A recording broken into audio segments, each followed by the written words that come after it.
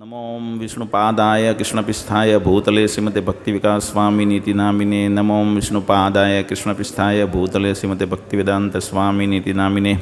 नमस्ते सरस्वती देवे गौरवाणी प्रचारिणे निर्विशेष शून्यवादी पाश्चात्य देशतारिणे।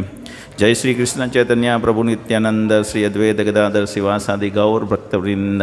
हरे कृष्ण कृष्ण कृष्ण हरे हरे, हरे राम राम राम हरे हरे। तो तीजा दिवसे तमारुं बधानुं स्वागत है। आज प्रथमवार आवनार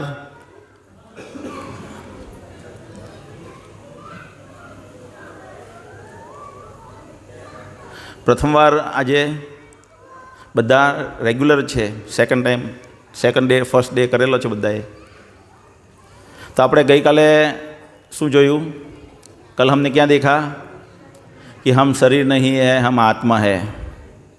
और यहाँ अहींया बधा दुख भोगवी रह्या छे।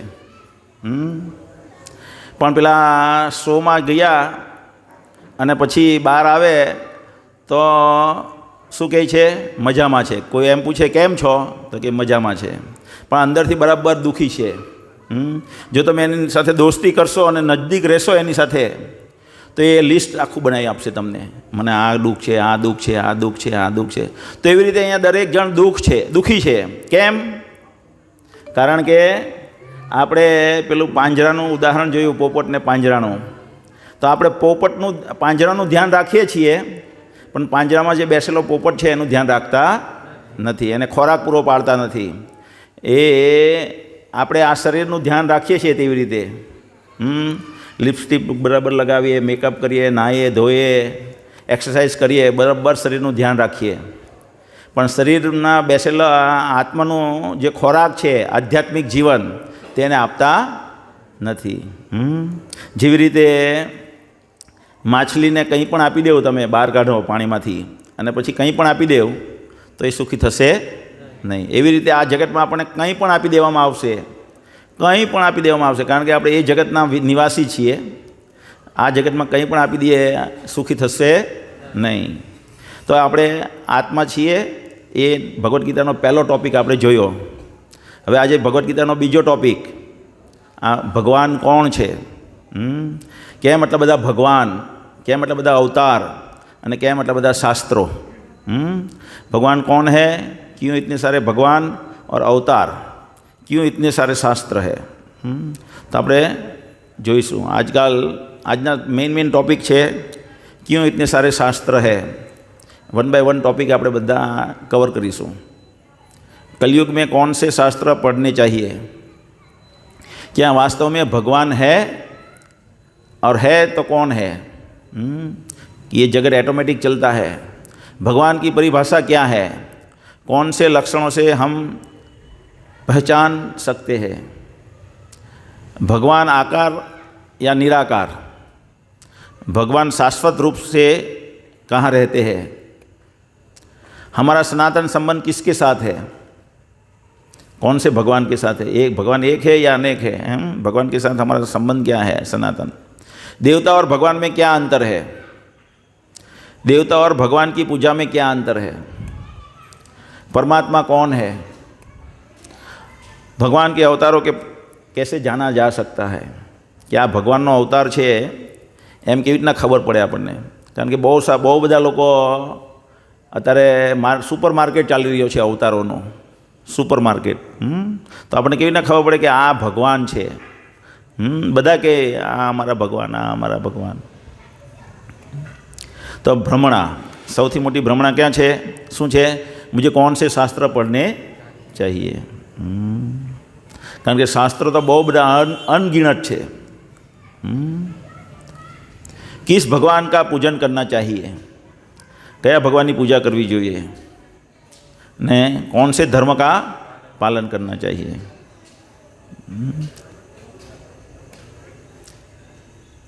तो पहला जो है, पहलू जे छे कि मुझे कौन से शास्त्र पढ़ने चाहिए एनो आपणे जवाब जोईशुं। जेवी रीते आपणे काले जोयुं, अहींया 2 बाळको छे એક સેકન્ડ સ્ટાન્ડર્ડ ફર્સ્ટ સ્ટાન્ડર્ડનું બાળક છે અને એક 5th 6thનું છે. તો 5મા 6થા ધોરણનો જે વિદ્યાર્થી છે એને જે ગણિત ભણાવવામાં આવે અને બીજા ધોરણના છોકરાને ગણિત ભણાવવામાં આવશે તો એ જવાબ આપી શકશે? નહીં આપી શકશે. કેમ? કારણ કે બેઉનું બુદ્ધિનું સ્તર અલગ અલગ છે. બુદ્ધિનું સ્તર અલગ અલગ છે. ગઈકાલે આપણે જોયું કે બુદ્ધિના એમ તો બહુ બધા સ્તર છે, પણ મોટા મોટી 4 સ્તર આપણે જોયા ઇન જનરલ.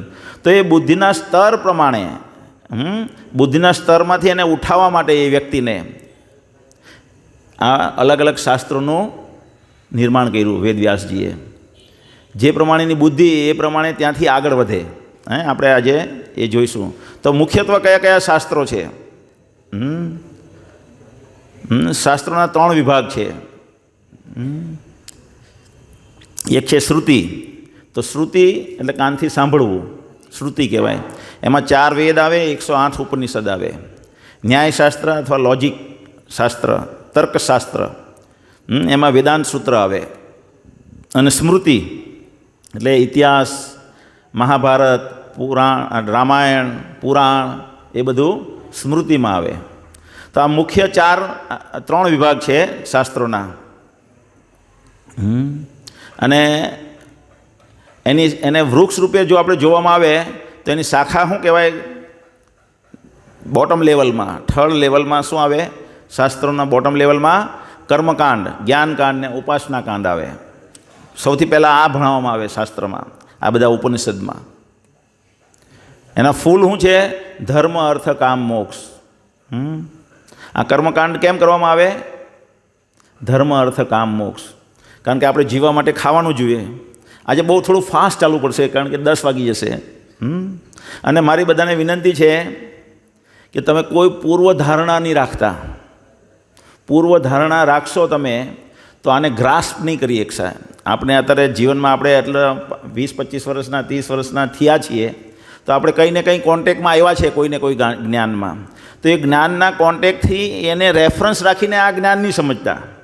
ઘણી વખત અમે પ્રચાર કરવા જઈએ તો મુસલમાનોને સમજાવીએ તો મુસલમાનો એના જ્ઞાન થકી જ આને સમજવાનો પ્રયત્ન કરે.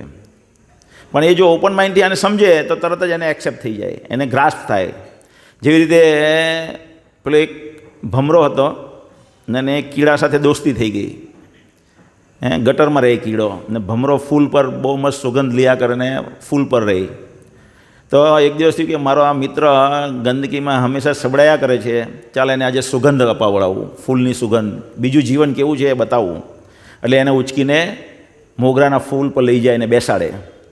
અને આખો દિવસ ભમરો બહુ વખાણ કરેલા હોય એટલે બધે ફાંફા મારે અને પછી ઉચકીને પાછો મૂકવા આવે ગટરમાં સાંજ થાય તેમ. તો કે જ્યારે મૂકવા આવતો હોય ત્યારે પૂછે, ભાઈ કેવું લાગ્યું? તો કે કંઈ નહીં, બસ એવું જ ગટર જેવું જ હતું, બીજું કંઈ વિશેષ નહીં લાગ્યું.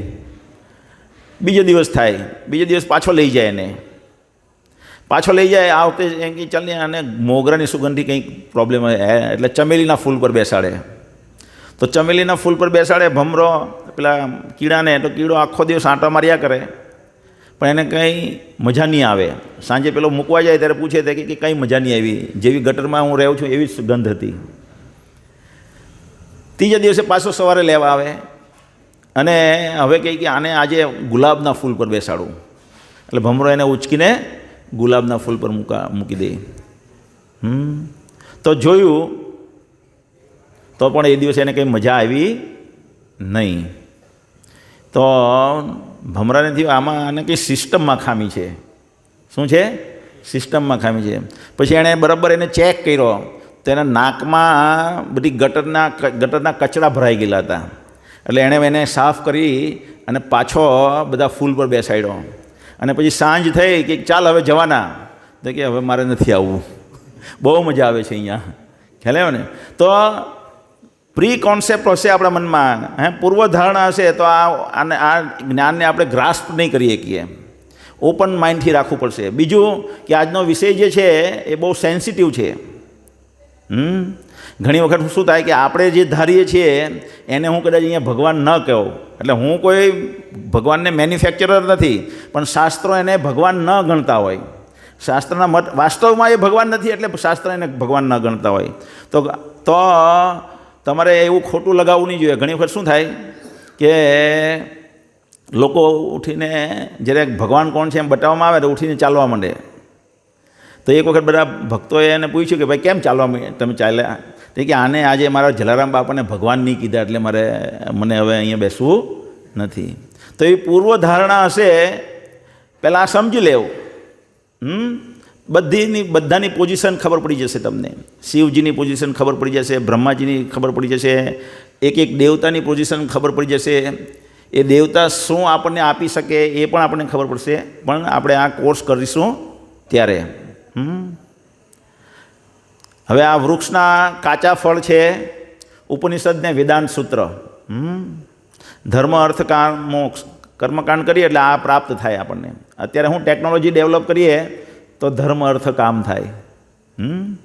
પણ પહેલાંના જમાનામાં શું છે, યજ્ઞ કરવામાં આવતો ને યજ્ઞ દ્વારા આ મેળવવામાં આવતું હતું. ને એનું પાકેલું ફળ શું છે? શ્રીમદ ભાગવતમ. પ્રમાણ શું છે? ભાગવતમનો પહેલો સ્કંદ, પહેલો અધ્યાય, ત્રીજો શ્લોક. સુખમુખાદ દ્રવ્ય ગલિતમ ફલમ, કે આ પીબત ભાગવતમ રસમ આલયમ, જેમાં સુખમુખાદ ભવ્ય, કે સુખના મુખમાંથી નીકળેલું છે આ ભાગવતમ, સુખદેવ ગોસ્વામીના મુખથી. અને એ રસનો ભંડાર છે. તો આ પાકું ફળ છે. ગલિતમ ફલમ, જેમ આપણે આંબો વાવીએ તો એનો ઉદ્દેશ શું હોય? પાકી મીઠી કેરી ખાવી. ખ્યાલ આવ્યો ને? તો એવી રીતના શાસ્ત્રોનો આખો નિચોડ સાર શેમાં આપેલો છે?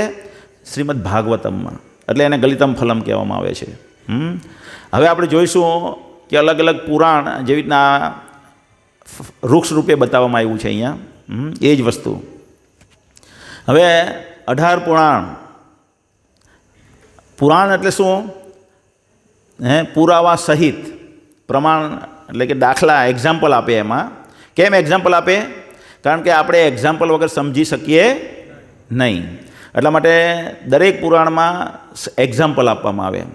તો આ 3 પ્રકારના પુરાણ છે. એક્ઝામ્પલમાં એમ ધારો કે આપણે કે રાજા આદર્શ હોવા જોઈએ, તો આપણે શું સમજીએ? રાજા આદર્શ હોવા જોઈએ તો આપણને ખબર ન પડે કે રાજા આદર્શ કોને કહેવાય, આદર્શ રાજા કોને કહેવાય. તો શાસ્ત્રમાં આપણને એક્ઝામ્પલ આપે કે આ યુધિષ્ઠિર મહારાજ આદર્શ રાજા હતા. એ આદર્શ રાજા કેવી રીતના હતા? તો એનું એક્ઝામ્પલ હોય. એ કેવી રીતના એની દિનચર્યા હતી, કેટલા વાગે જાગતા હતા, ન્યાય કેવી રીતના કરતા હતા, પ્રજાની કેળવણી કેવી રીતના કરતા હતા, વહીવટ કેવી રીતે કરતા હતા, એ બધું સમજાવેલું હોય. ને એ સમજાવ્યા પ્રમાણે આદર્શ રાજા બને. અત્યારે આપણે આદર્શ કોણ છે? પહેલાં આપણા આદર્શ હતા ભગવાન ગોવિંદ. પહેલાં આપણા આદર્શ કોણ હતા? ભગવાન ગોવિંદ. ત્યાર પછી દેવર્ષિઓ. દેવોના જે ઋષિઓ છે તે દેવર્ષિઓ ઋષિ આપણા આદર્શ હતા. ત્યાર પછી કોણ આદર્શ બન્યા? રાજર્ષિઓ. રાજાઓ જે વહીવટ કરે એને જે જ્ઞાન આપનારા ઋષિઓ હતા તે આપણા આદર્શ હતા, રાજર્ષિઓ. ત્યાર પછી રાજા. ત્યાર પછી રાજા પછી નેતાઓ. અત્યારે આપણા આદર્શ વચમાં કોણ હતા? નેતાઓ આદર્શ હતા. ગાંધીજી, સરદાર પટેલ, આ તે બધા નેતાઓને આપણે આદર્શ માનતા હતા. હવે હાલના યુગમાં આપણે આદર્શ કોણ છે? Hero heroine. અમિતાભ બચ્ચન, ગોવિંદા, આ બધા આપણા આદર્શ છે. કેવી રીતે કહી શકાય? કારણ કે આપણી જે પહેરણી કરણી છે, આપણી જે જીવન જીવવાની શૈલી છે, એ બધું એને અનુકરણ કરીએ છીએ. ખ્યાલ આવ્યો ને? તો આપણે ક્યાંથી ક્યાં આવી ગયા? ગોવિંદથી ગોવિંદા સુધી આવી ગયા. અને આપણે કહીએ કે આપણે પ્રગતિ કરી રહ્યા છીએ. પહેલાંના જમાનામાં આપણી અમુક પેઢીઓ પહેલાં આપણા પૂર્વજો સોનાની થાળીમાં ખાતા હતા. પછી ચાંદીની થાળી આવી ગઈ. ધીમે ધીમે ધીમે કાંસુ કહેવાય, કાંસુ. કાંસાના થાળીમાં ખાતા હતા. ત્યાર પછી પિત્તળની થાળીમાં ખાવા માંડ્યા. પછી ધીમે ધીમે સ્ટીલ, પછી એલ્યુમિનિયમ, પછી કાગળની ડીશ આવી ગઈ. અને આપણે કહીએ પ્રગતિ કરીએ છીએ. શું ખાસ પ્રગતિ કરીએ છીએ? તો આ પુરાણ 3 પુરાણ છે. જેમ કે ફર્સ્ટ ક્લાસ ને સેકન્ડ ક્લાસ બુદ્ધિવાળા જે વ્યક્તિઓ કહેવાય તે સત્વગુણી કહેવાય. તો એના માટે સત્વગુણી 3 પુરાણ છે, આ 6 પુરાણ છે: શ્રીમદ ભાગવત પુરાણ, વિષ્ણુ પુરાણ, નારદીય પુરાણ, ગરુડ પુરાણ, પદ્મ પુરાણ અને વરાહ પુરાણ. રજોગુણી એટલે થર્ડ ક્લાસ બુદ્ધિવાળા, થર્ડ અને ફોર્થ ક્લાસનું મિશ્રણ જે રજોગુણી કહેવાય: બ્રહ્માંડ પુરાણ, બ્રહ્મ વૈવર્ત પુરાણ, ભવિષ્ય પુરાણ, વામન પુરાણ, બ્રહ્મ પુરાણ.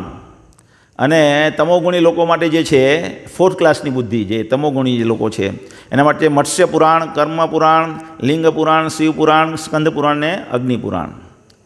તો આ 6 પુરાણ 3 વિભાગ પ્રમાણે આપેલા છે સત્વ, રજ અને તમો લોકોના માટે. કેમ કે આ જે તમોગુણીના પુરાણ છે એને વાંચવાથી એ રજોગુણ તરફ આકર્ષિત થશે. રજોગુણના પુરાણો વાંચવાથી શું થશે? એ સત્વગુણમાં અવસ્થિત થશે. રજોગુણી વાંચતા ધીમે ધીમે એની પ્રગતિ થાય અને સત્વગુણમાં અવસ્થિત થઈ જાય વ્યક્તિ. ધીમે ધીમે સત્વગુણમાંથી શુદ્ધ સત્વમાં આવે. શુદ્ધ સત્વમાં આવે ત્યારે ભગવાનના ધામમાં જવાનો લાયક બને.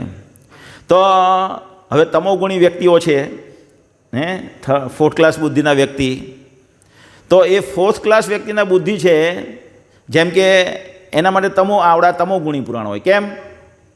કારણ કે એ લેવલનું જ્ઞાન ન હોય તો મિસમેચ થાય.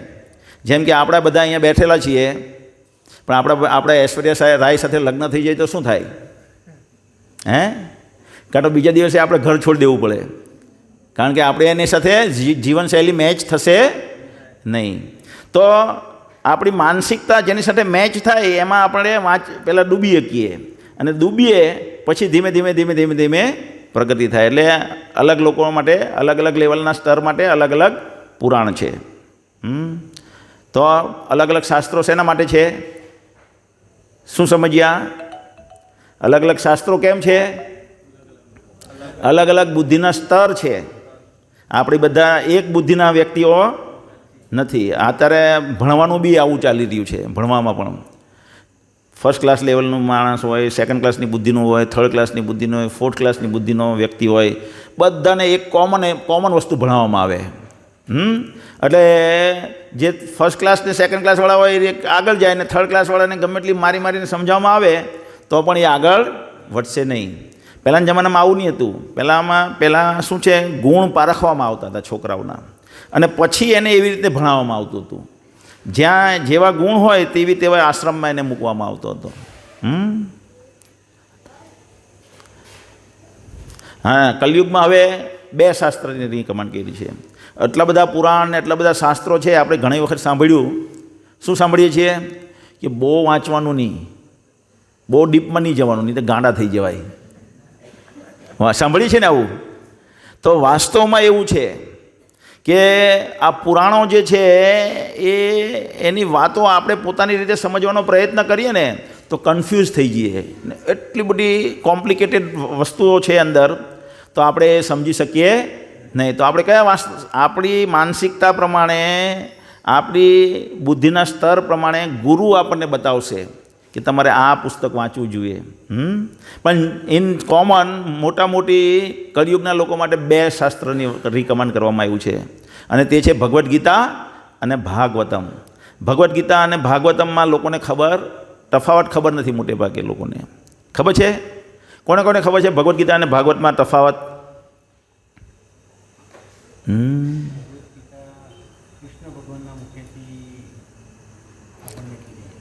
તો ભગવદ્ ગીતા જે છે એમાં 700 શ્લોક છે. આપણે ડિટેલમાં જોઈશું. આ રહ્યું ભગવદ્ ગીતામાં 700 શ્લોક છે. શ્રીમદ ભાગવતમમાં 18,000 શ્લોક છે. ભગવદ્ ગીતાના વક્તા ભગવાન શ્રી કૃષ્ણ છે, જ્યારે ભાગવતમમાં વક્તા સુખદેવ ગોસ્વામી છે, શ્રોતા અર્જુન છે અને શ્રોતા પરીક્ષિત મહારાજ છે. શ્રોતા અર્જુન મારફત આપણને ભગવદ્ ગીતા બધા કોમન પબ્લિકને ભગવાન કહી રહ્યા છે. અહીંયા પણ શ્રોતા પરીક્ષિત મહારાજ થકી બધી કોમન પબ્લિકને સુખદેવ ગોસ્વામી ભાગવત સુનાવી રહ્યા છે. સ્થળ છે કુરુક્ષેત્ર, અહીંયા સ્થળ છે સુકતાલ. સુકતાલ ક્યાં આવ્યું? દિલ્હી અને હરિદ્વારની વચ્ચે. તમે બધા ભક્તિમાં જો આવશો તો પછી ધીમે ધીમે આપણી યાત્રા થશે. તો તમે ધીમે ધીમે ગુરુની કૃપાથી વાસ્તવમાં આપણે ધામના દર્શન કરીએ છીએ. અત્યારે આપણે ધામના દર્શન કરવા જઈએ, યાત્રા કરવા જઈએ ને એટલે ધામના દર્શન કરવા જઈએ. તો ત્યાં શું થાય, આપણે આવું બિલ્ડિંગ જોઈને આવતા રહીએ. પછી ભક્તોના સંગમાં અને ગુરુના જ્ઞાનથી આપણે જ્યારે ધામમાં જઈએ ને ત્યારે આપણને જબરજસ્ત ભાવ જાગે, એ ધામ પ્રત્યે આકર્ષણ જાગે. આ ભગવદ્ ગીતા કેટલા મિનિટમાં? 45 મિનિટમાં કહેવામાં આવી. કેટલી? ખાલી 45 મિનિટમાં કુરુક્ષેત્રના મેદાનમાં યુદ્ધ થવાની તૈયારી હતી ત્યારે ભગવદ્ ગીતા ભગવાન કૃષ્ણએ અર્જુનને કહી દીધી. અને આ 7 દિવસ લાગીને કન્ટિન્યુઅસ, વગર સૂતે, વગર ખાધે, વગર ઊભા થઈએ 7 દિવસ કન્ટિન્યુઅસ ચાલી. 24 કલાક 7 દિવસ, 24/7. એમાં 5 વિષય છે ભગવદ્ ગીતાના, તમને બધાને ખબર જ હશે. કયા કયા 5 વિષય છે? જીવ, ઈશ્વર, પ્રકૃતિ, કાલ અને કર્મ. જ્યારે ભાગવતમમાં 10 વિષય છે. ક્રિએશન, સર્જન, સેકન્ડરી ક્રિએશન, પાલન, પોષણ, આશ્રય, સર્જનની પ્રેરણા. તો એવી રીતના 10 વિષય છે ભાગવતમાં. અને તફાવત શું છે? આ તો એનો બેઝિક તફાવત થયો.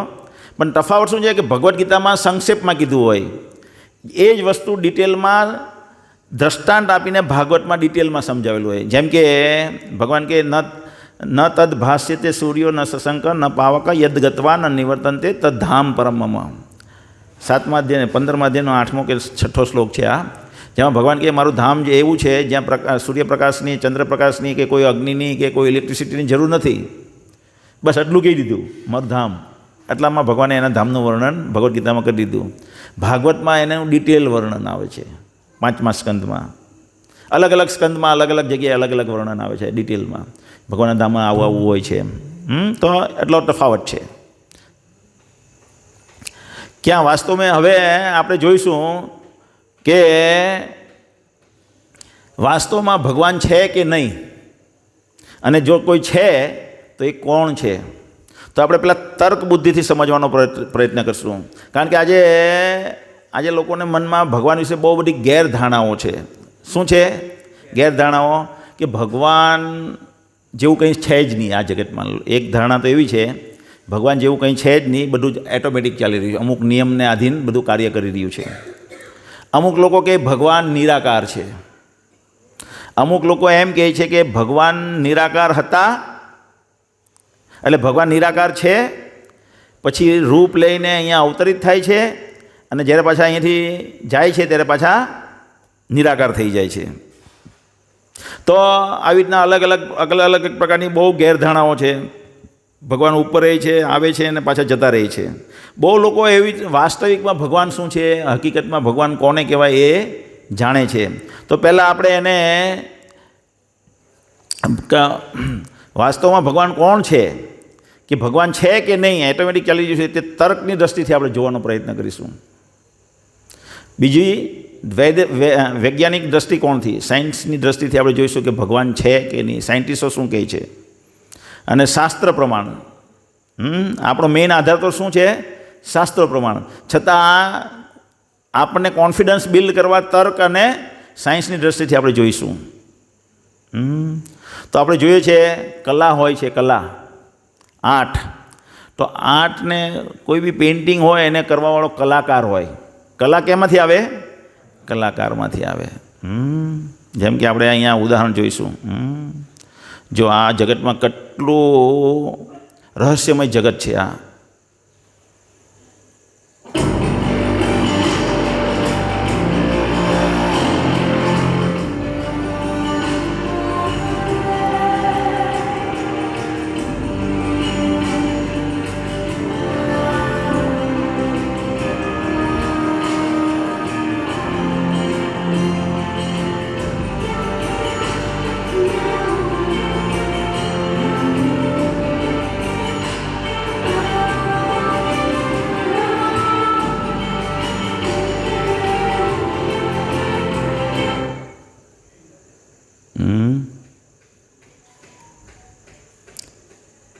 તો આ બધી આ રહસ્યમય જગત છે, એની પછાડી માસ્ટર માઇન્ડ કોનું છે?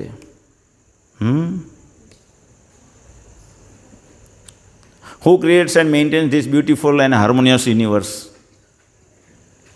જેમ કે આપણે આ બધા ચિત્ર જોઈએ છે, આ પેઇન્ટિંગ્સ છે, તો પેઇન્ટિંગ્સ કરવાવાળો પેઇન્ટર્સ છે, વિન્સેન્ટ, પછી વોન ગાર્ડ, પછી ટોમસ, પછી હેનરી રોઝવ, આ એના બધા પેઇન્ટિંગ્સ છે.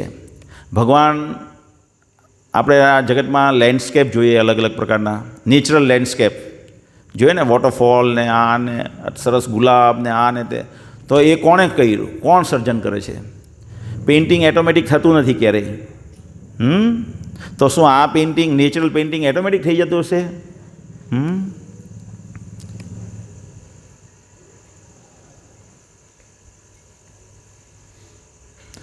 Who is the artist?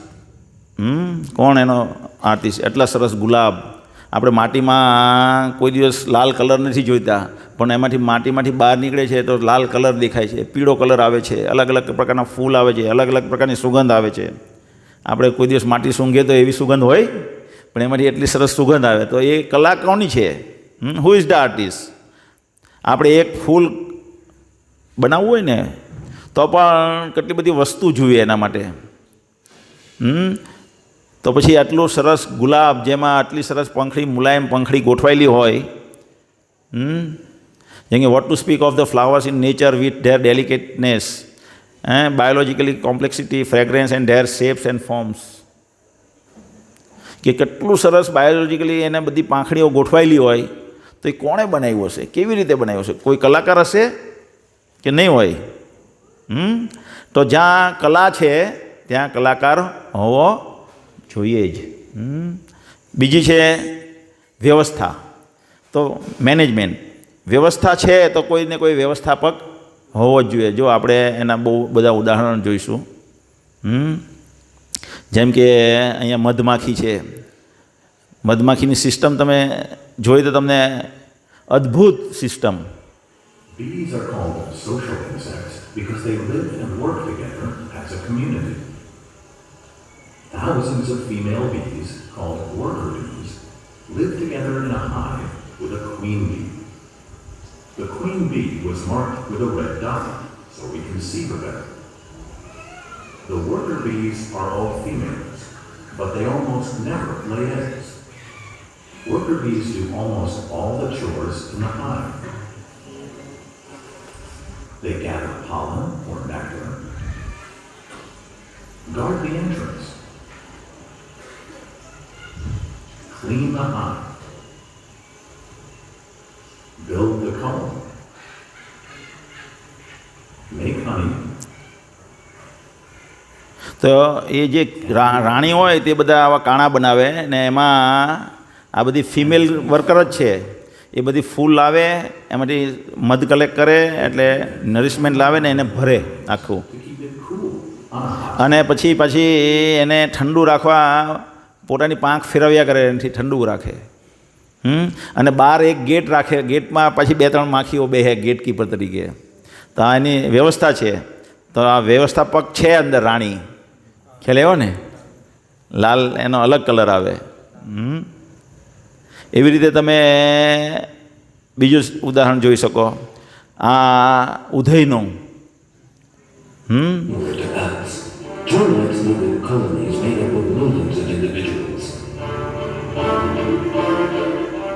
આ ઉધઈ તો જોઈ પણ નહીં એકે અને સાંભળી પણ નહીં એકે, પણ એના મુખ એવું બનાવવામાં આવેલું છે કે જેને દ્વારા એ કાણું બનાવે ને ધીમે ધીમે પૂરતું જાય ને પ્લાસ્ટર બનાવતું ઉપર લાવે આખી જમીનને. તો આ એકબીજાના સંયોજનથી લાખો ને કરોડો ઉધઈ હોય એક જ જગ્યામાં, અને એક જ જીવ હોય એવી રીતના બધી કામ કરે. પછી સાંભળે નહીં ને જોઈ નહીં, કેવી રીતે, કઈ મેનેજમેન્ટ સિસ્ટમ કામ કરે. આપણે એક પ્રોગ્રામ જાહેરમાં કરીએ ને તો જો પહેલેથી બધાને સમજાવેલા નહીં હોય ને તો લોચો મારી દે કામમાં. આ ઉધઈ કેટલી વ્યવસ્થિત રીતે કામ કરે. કરોડિયાની ઝાડ એક સાયન્ટિસ્ટની બનાવીએ કે એટલું પ્લાનિંગ છે આમાં, ગણતરી છે, એટલી જબરજસ્ત ગણતરી કરોડિયો કરે ત્યારે એની ઝાડ બને. આ સિલ્ક વોર્મ, આ બીજા એક પશુ છે કે એ પશુને તમે એનો વિડીયો જો, એનો વિડીયો આમાંથી ખોવાઈ ગયો છે, તો એનો વિડીયો તમે જોશો તો આવી રીતના ડેમ બનાવે લોકો. એનું ઘર જે હોય ત્યાં ઝરણું જતું હોય તો ઝરણાથી એમાં પાણી આવી જાય તો બધા ડીંગલા ભેગા કરીને એનું ડેમ બનાવી નાખે કે એના ઘરની અંદર પાણી નહીં આવવા દે.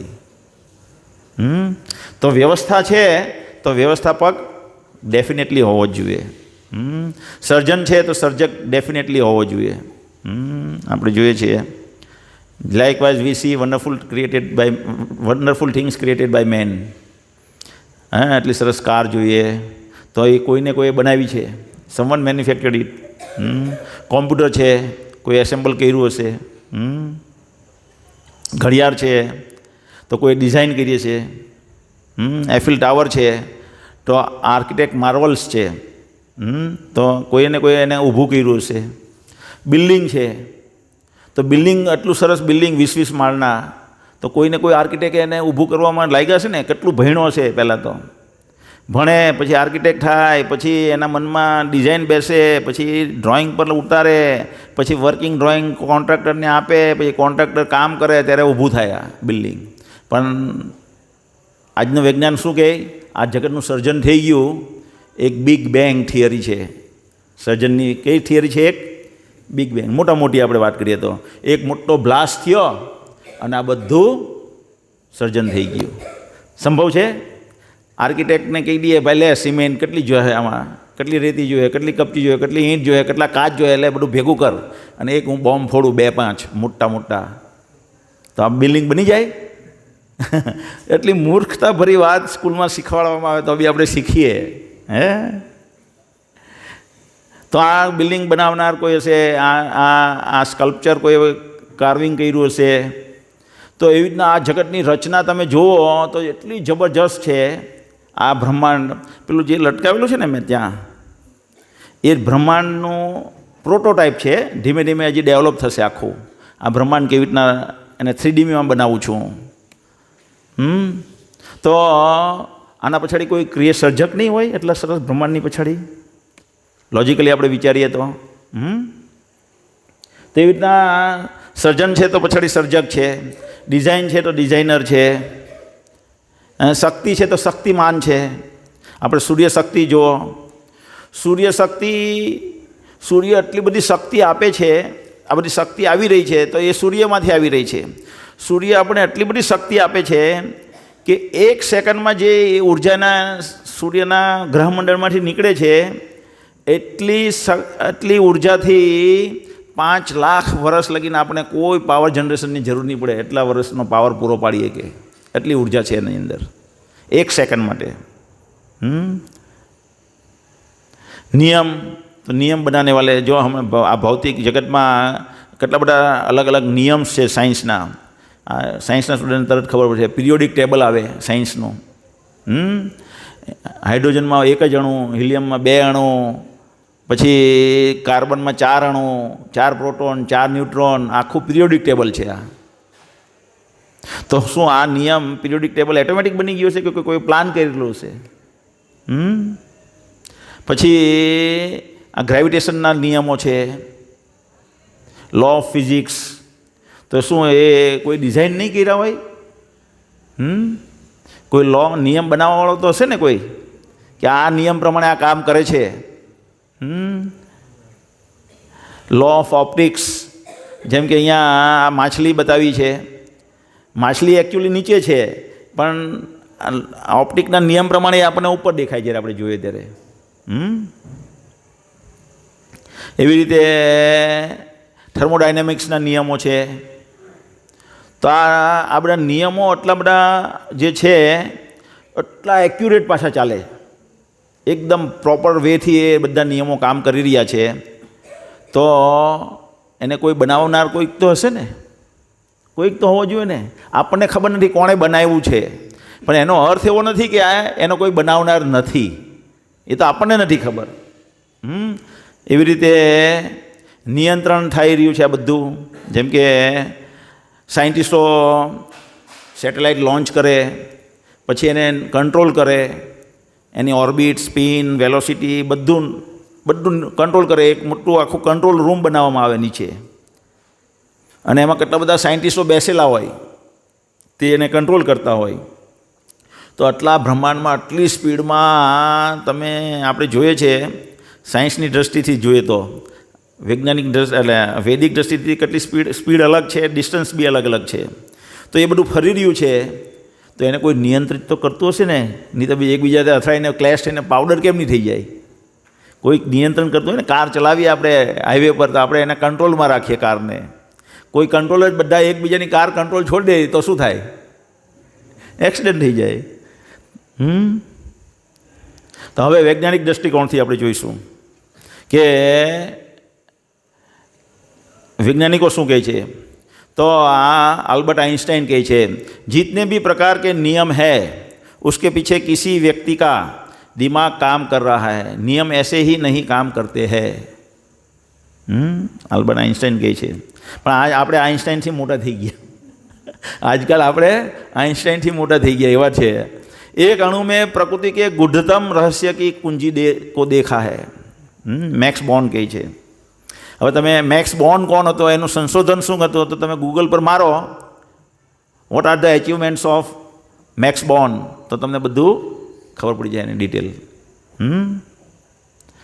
और इससे मुझे इस सृष्टि और सृष्टिकर्ता की महानता का पता चला. જેમ કે એક અણુ જેમ કે કાર્બન, તો કાર્બનની અંદર 6 અણુ ન્યુટ્રોન, 6 પ્રોટોન ને 6 ઇલેક્ટ્રોન. પહેલા ઓર્બિટમાં 2 ઇલેક્ટ્રોન આવે, બીજા ઓર્બિટમાં 8ની જોડી જ આવે. 8ની જોડી નહીં હોય તો એ 4ની ડિમાન્ડ કરે, તો 4ની બીજામાંથી એને ઇલેક્ટ્રોન્સ લેવો પડે, તો ઇલેક્ટ્રોન્સ બીજો કોઈ એને સ્પેર કરે એની સાથે એ બોન્ડ બનાવે. તો આ એક સ્પેસિફિક નિયમ છે. તો એ જોઈને એમ કે આ નિયમ જોઈને મને નવાઈ લાગે છે. लॉर्ड केल्विन શું કહે છે, यदि आप अत्यंत गहराई से विचार करेंगे तो आधुनिक विज्ञान आपको भगवान पर विश्वास करने के लिए मजबूर कर देगा. છેલ્લે બધા ડૉક્ટર બી કહે ને, શું કહે, હું તો ઓપરેશન કરું પણ છેલ્લે ભગવાન પર છે. એમ કહે કે ડૉક્ટર ભગવાન છે નહીં, પણ છેલ્લે એમ તો બોલવું જ પડે એને. તો એ જ્યારે બોલી રહ્યા છે ને ભગવાન નથી, ત્યારે એને ખબર નથી વાસ્તવમાં. रामानुज अपना इंडियन साइंटिस्ट है, किसी समीकरण अर्थात इक्वेशन को मेरे लिए तब तक कोई महत्व नहीं है जब तक वह भगवान के बारे में कोई विचार प्रदर्शित ना करे. आइंस्टाइन न्यूटन तो एक आध्यात्मवादी था, खबर है ने, कोई खबर हो तो एनु जीवन चरित्र. यह सूर्य, चंद्र और सभी तारे एक बहुत ही उच्च बुद्धिशाली व्यक्ति की योजना से चल रहे हैं. यह कोई आत्मा का सर्जन और सिस्टम नहीं है, यह विश्वव्यापी भगवान द्वारा चलाया जा रहा सिस्टम है. एक वक्त आइंस्टाइन ने घरे एक नास्तिक आव्यो, हूँ भगवान में मानूँ नहीं. એટલે આઇન્સ્ટાઈને વિચાર્યું, આવડા ન્યૂટને વિચાર્યું કે આની બુદ્ધિ મારે ઠેકાણે લાવવી પડશે. એટલે એણે શું કર્યું કે એક પ્લેનેટોરિયમ બનાવ્યું, ચાર્જથી ચાલે, અને ઘરના એક સેન્ટર ટેબલમાં મૂકી દીધું બનાવીને, અને પછી 2-4 કલાક ચાલે એવી રીતના એને બેટરી આપી એને, અને પછી કોઈ જોઈ તો એમ જ લાગે કે ઓટોમેટિક ચાલી રહ્યું છે. પછી એના દોસ્તારને આમંત્રણ આપ્યું જમવા માટે, એને ઘરે જમવા આવ્યો, તે જોયું એને જોઈને બહુ જ આશ્ચર્યચકિત થઈ ગયો. તે કે હા આટલું સરસ કોણે બનાવ્યું? તે કે એ તો ઓટોમેટિક બની ગયું. તે કે હોય ઓટોમેટિક થોડું બને, એટલું કોઈ બનાવેલું જ હોવું જોઈએ એમ કે. તે કે નહીં ઓટોમેટિક બનાવ્યું. તે કે નહીં કોઈ બનાવેલું જ હોય. તે કે તું જો ભગવાનના સર્જનમાં આટલું સરસ ચાલી રહ્યું છે, તેમાં તું માનતો નથી કે એ ઓટોમેટિક ચાલી રહ્યું, તો પછી આપણે ઓટોમેટિક જ ચાલે ને. ત્યારે એને કાન પકડી લીધા, નહીં ભગવાન જેવું કંઈક છે. તો હવે આપણે એ જોયું કે ભગવાન જેવું કંઈક છે, કોઈ ઓટોમેટિક ચાલતું નથી. તો વાસ્તવમાં ભગવાન છે કે નહીં? અને એ ભગવાન જો છે તો એ એક શક્તિ છે કે એ નિરાકારી છે કે એનો કોઈ આકાર છે? પણ એટલા બધા એક્ઝામ્પલ આપણે જોયા, તેના પરથી તો એ સાબિત જ થાય કે બુદ્ધિ હોય તો બુદ્ધિમાન એક વ્યક્તિ હોવાનો, તો એનો એક આકાર હોવાનો. બરાબર. શક્તિ છે તે શક્તિમાનમાંથી આવે. સૂર્ય શક્તિ શેમાંથી આવે?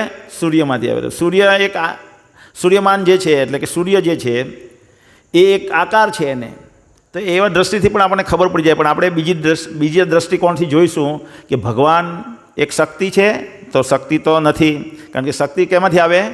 શક્તિમાનમાંથી આવે. આમ ભગવાન નિરાકાર છે કે નથી નિરાકાર? તો હવે આપણે શાસ્ત્ર આધારિત આ સમજવાનો પ્રયત્ન કરીશું. તો શ્લોક શું છે? વદંતી તત્તત્વવિદસ્તત્વમ યજ જ્ઞાનમ અદ્વયમ બ્રહ્મેતિ પરમાત્મેતિ ભગવાન इति शब्दते. परम सत्य को जानने वाले बुद्धिमान अध्यात्मवादी इस अद्वैत तत्व को ब्रह्म परमात्मा या भगवान के नाम से पुकारते हैं. तो आ भगवानना त्रण पहलू है. આપણે કહીએ ને ભગવાન સર્વસ્વ છે, તો ભગવાન એકલા નિરાકાર બ્રહ્મ ન હોઈ શકે, ભગવાન એકલા નિરાકાર પણ ન હોઈ શકે. ભગવાન આપણે કહીએ ભગવાન ખાલી સાકાર છે તો એવું પણ નહીં, ભગવાન ત્રણેય છે. હવે ત્રણેય કેવું છે ને કેવી રીતે છે એનું એક એક્ઝામ્પલ આપણે સૂર્ય દ્વારા જોઈશું. જેમ કે આપણે અહીંયા પ્રવચન ચાલતું હોય, સવાર થાય, તમારા બધાના મને ફેસિંગ મોડું છે, સવાર પડી એ તમને કેવી રીતના ખબર પડી જશે? સૂર્યપ્રકાશ આવે. સૂર્યપ્રકાશ આવે એટલે તમને ખબર પડી જાય. તમારે સૂર્યને જોવાની જરૂર નથી, પણ સૂર્યપ્રકાશ આવ્યો એટલે તમને ખબર પડી ગઈ કે સૂર્ય છે, સૂર્ય આવી ગયો.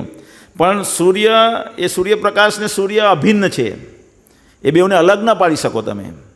હવે તમે બહાર જશો કે આ પ્રકાશ ક્યાંથી આવે છે, તો શું દેખાશે? કે પેલા ગોળામાંથી આવી રહ્યો છે. તો એનો બીજો પહેલું થયો. શું પહેલું થયો? એક પહેલો એનો પ્રકાશ છે, બીજો પ્રકાશ એ ક્યાંથી આવે? તો પેલી સપાટીમાંથી આવે છે. ત્રીજો પહેલું કોઈ અંદર કેવી રીતે અંદર જઈ શકે એવી કેપેસિટી ધરાવતો હોય. આપણે પહેલા દિવસે જોયું કે બીજા દિવસે જોયું કે ફાયર બેક્ટેરિયા હોય છે, અગ્નિમાં પણ જીવ હોય છે, તો સૂર્યમાં પણ જીવ હોવાના. તો સૂર્યમાં જીવ, સૂર્યમાં રહી શકાય એવું આપણે શરીર મેળવીએ તો ત્યાં જઈને આપણે જોઈશું કે અંદર તો બધાનું જીવન ચાલી રહ્યું છે. તો એ સૂર્યનું ત્રીજું પહેલું થયું. તો એવી રીતના ભગવાનને ત્રણ પહેલું છે. એક છે બ્રહ્મ પહેલું, ભગવાનના શરીરમાંથી નીકળે તે બ્રહ્મ જ્યોતિ. બીજું છે ભગવાન દરેકના હૃદયમાં પરમાત્મા રૂપે બિરાજમાન છે. અને ભગવાન એક વ્યક્તિ છે. શું છે? વ્યક્તિ, જે તમારી ભાવના સમજે છે ને આપણે એની ભાવનાની સાથે લેતી દેતી કરી કે જેમ પ્રેમી અને પ્રેમિકા એકબીજા સાથે વ્યવહાર કરીને પ્રેમનો આનંદ માણી શકે, તો એવી રીતે ભગવાન એક વ્યક્તિ છે અને વ્યક્તિ સાથે લેતી દેતી થાય. કોઈ નિરાકાર કોઈ શક્તિ સાથે આપણે કેવી રીતના લેતી દેતી કરી શકીએ? તો ભગવાન ત્રણેય છે. આ ભાગવતનો આપણને શ્લોક બતાવે છે. તો ભગવાનની પ્રાથમિક પરિભાષા શું છે? તો પછી આપણે કેવી રીતે ઓળખી શકીએ કે ભગવાન કોને ભગવાન કહેવા? હવે આપણે એમ ખ્યાલ તો આવ્યો કે ભગવાન જેવું કંઈક છે અને ભગવાન સર્વસ્વ છે. તો હવે ભગવાનને ઓળખવા કેવી રીતે? જેમ કે કોઈ વ્યક્તિ ખોવાઈ જાય તો આપણે એના ફોટા પેપરમાં આપી દઈએ, ટ્રેનમાં લગાવીએ કે આ ભાઈ વ્યક્તિ ખોવાઈ ગયો છે, આવો દેખાય છે, આવું શર્ટ પહેરેલું હતું, આવો એનો શરીરનો કલર હતો. તો એના ચિહ્નો કયા છે? તો પહેલાં મૂળભૂત ચિહ્નો ભગવાનને ઓળખવાના એ છે સભી કે મૂળ સ્ત્રોત હે. બધાનું મૂળ સ્ત્રોત એ છે. બધી વસ્તુ ભગવાનમાંથી આવે છે. બધી વસ્તુનો સર્જક એ છે. જેમ કે આપણે આપણા પિતા થકી આવ્યા, એના પિતા એના થકી આવ્યા, એના પિતા એના થકી આવ્યા. તો એવી રીતે તમે છેલ્લે હોતતા હોતતા જાઓ, શોધતા શોધતા આપણે જઈએ અને જે અંતિમ વ્યક્તિ મળે જે કોઈનામાંથી નથી આવ્યો પણ બધા એનામાંથી આવ્યા, તો એનો મૂળ સ્ત્રોત કહેવાય. તો એ જે મૂળ સ્ત્રોત છે એ ભગવાન છે. એવી રીતે પરમ નિયંતા આપણે જોઈએ કે દુકાનદાર ગ્રાહક આવે તો દુકાનદારને કે મને આ જોઈએ, આજે દુકાનદારને દોડાવે. અત્યારે નેતા આપણને દોડાવે. ઇલેક્શન આવે ત્યારે નેતાને આપણે કહીએ અમે કહેવો એમ કરો, નહીં તો તમને વોટ નહીં મળશે. આપણે નેતાને દોડાવીએ. તો એવી રીતના નિયંતા કહેવાય. તો એ નિયંતા તમે શોધતા જાઓ, એકની ઉપર એક, એકની ઉપર એક, એકની ઉપર એક. તો અંતિમ નિયંત્રણ કરનાર વ્યક્તિ જે કોઈને આદેશનું એને પાલન કરવાની જરૂર નથી પણ એના આદેશનું પાલન બધા કરે છે, તો એ પરમ નિયંતા કહેવાય. પરમ સ્વામી આપણે જોઈએ, પરમ સ્વામી કોને કહેવાય? કે જે કાયમ માટે કોઈ વસ્તુનો માલિક છે એને પરમ સ્વામી કહેવાય. આપણે કે આ મારું ઘર છે, આ મારું ઘર છે, આ હું એનો સ્વામી કહેવાય, આપણે કહેવાય છીએ. પણ નગરપાલિકાવાળા રોડ બહાર કાઢે, એમાંથી રોડ પાસ કરે તો આપણું ઘર તોડ નાખે ને આપણે કંઈ કરી શકીએ નહીં. તો આપણે પરમ સ્વામી નહીં થયા. તો એવી રીતે દરેક વ્યક્તિને તમે જો પરમ સ્વામી કોણ છે, બધી વસ્તુનો માલિક કોણ છે, અને એ અંતે જે વ્યક્તિ મળે તે ભગવાન છે. પરમ ભોગતા. પરમ ભોગતા એટલે બધી વસ્તુનો એકમાત્ર ભોગતા ભગવાન છે. આપણે ભોગવાનો પ્રયત્ન કરીએ છીએ, પણ એના માટે 12 કલાક દોડવું પડે છે. ડે એન્ડ નાઇટ શિફ્ટ કરવી પડે છે. નાઇટ શિફ્ટ કરીને આપણે આપણી તબિયત બગાડી નાખવી પડે છે. ત્યારે આપણે થોડાક જરાક અમથા પ્રમાણમાં ભોગતા બની શકીએ. હવે ભગવાન કી પરિભાષા, હવે પરાશર મુનિ જે વેદવ્યાસજીના પિતા છે, એણે શાસ્ત્રોમાં આ પરિભાષા આપેલી છે ભગવાનની. આ શ્લોક છે એનો, ભાગવતમ, વિષ્ણુ પુરાણનો. ઐશ્વર્યસ્ય સમગ્રસ્ય વીર્યસ્ય યશઃ શ્રિય જ્ઞાન વૈરાગ્ય ચ એવ ષણ ભગ ઇતિ ગણ. તો ભગવાન કોને કહેવાય? કે જે વ્યક્તિ સંપૂર્ણ બળ ધરાવે, એની સરખામણીમાં બીજું કોઈ બળમાં ન આવી શકે, એની લેવલમાં પણ નહીં આવીને એનાથી અધિકની તો કોઈ સવાલ જ નથી. તો એ એક એનો ગુણ હોય. સાથે સાથે સંપૂર્ણ યશ હોવો જોઈએ, ને એની કીર્તિ બધે ફેલાયેલી હોવી જોઈએ. એનીથી વધારે ધનવાન કોઈ ન હોવું જોઈએ, એની બરોબરી પણ ધનવાનમાં એની લેવલમાં પણ ન આવવો જોઈએ. સંપૂર્ણ જ્ઞાનવાન હોવો જોઈએ, સંપૂર્ણ સૌંદર્ય હોવું જોઈએ એનામાં, અને સંપૂર્ણ વૈરાગ્ય હોવો જોઈએ. તો આ 6 ગુણ એક સાથે કોઈ વ્યક્તિ ધરાવતો હોય અને પૂર્ણ માત્રામાં, તો એને ભગવાન કહેવાય. કોને ભગવાન કહેવાય? 6 વસ્તુને પૂર્ણ માત્રામાં ધરાવતો હોય વ્યક્તિ. તો હવે આપણે અમુક જેને આપણે ભગવાન માનીએ છીએ, ઘણા આને ભગવાન માને, ઘણા આ બાપુને માને, ઘણા કપિલદેવને માને, ઘણા ગાવસ્કરને બી માને. દુર્ભાગ્ય છે કે આપણે શાસ્ત્રનું જ્ઞાન નથી એટલે એવું થાય છે. તો વાસ્તવમાં ભગવાન કોણ છે? કે આપણે જેને માનીએ છીએ એમાં 6 ગુણ છે. કાર્તિકેય. આપણે જગતમાં એવું પણ જોઈશું કે કોઈ ધનવાન છે બહુ, પણ એ કદાચ એટલો સુંદર ન હોઈ શકે. કદાચ સુંદર પણ છે ને ધનવાન પણ છે, હીરો હિરોઈન થોડી, પણ એને એટલું જ્ઞાન પણ ન હોઈ શકે. પેલી આલિયા ભટ્ટ.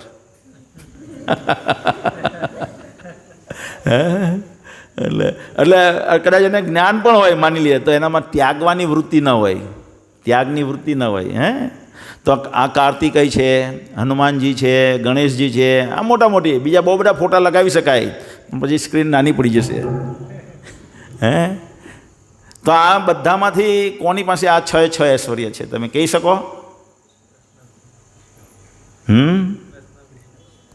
તો કૃષ્ણ પાસે આ 6 ઐશ્વર્ય છે. અને એ કેવી રીતે આપણે જોશું?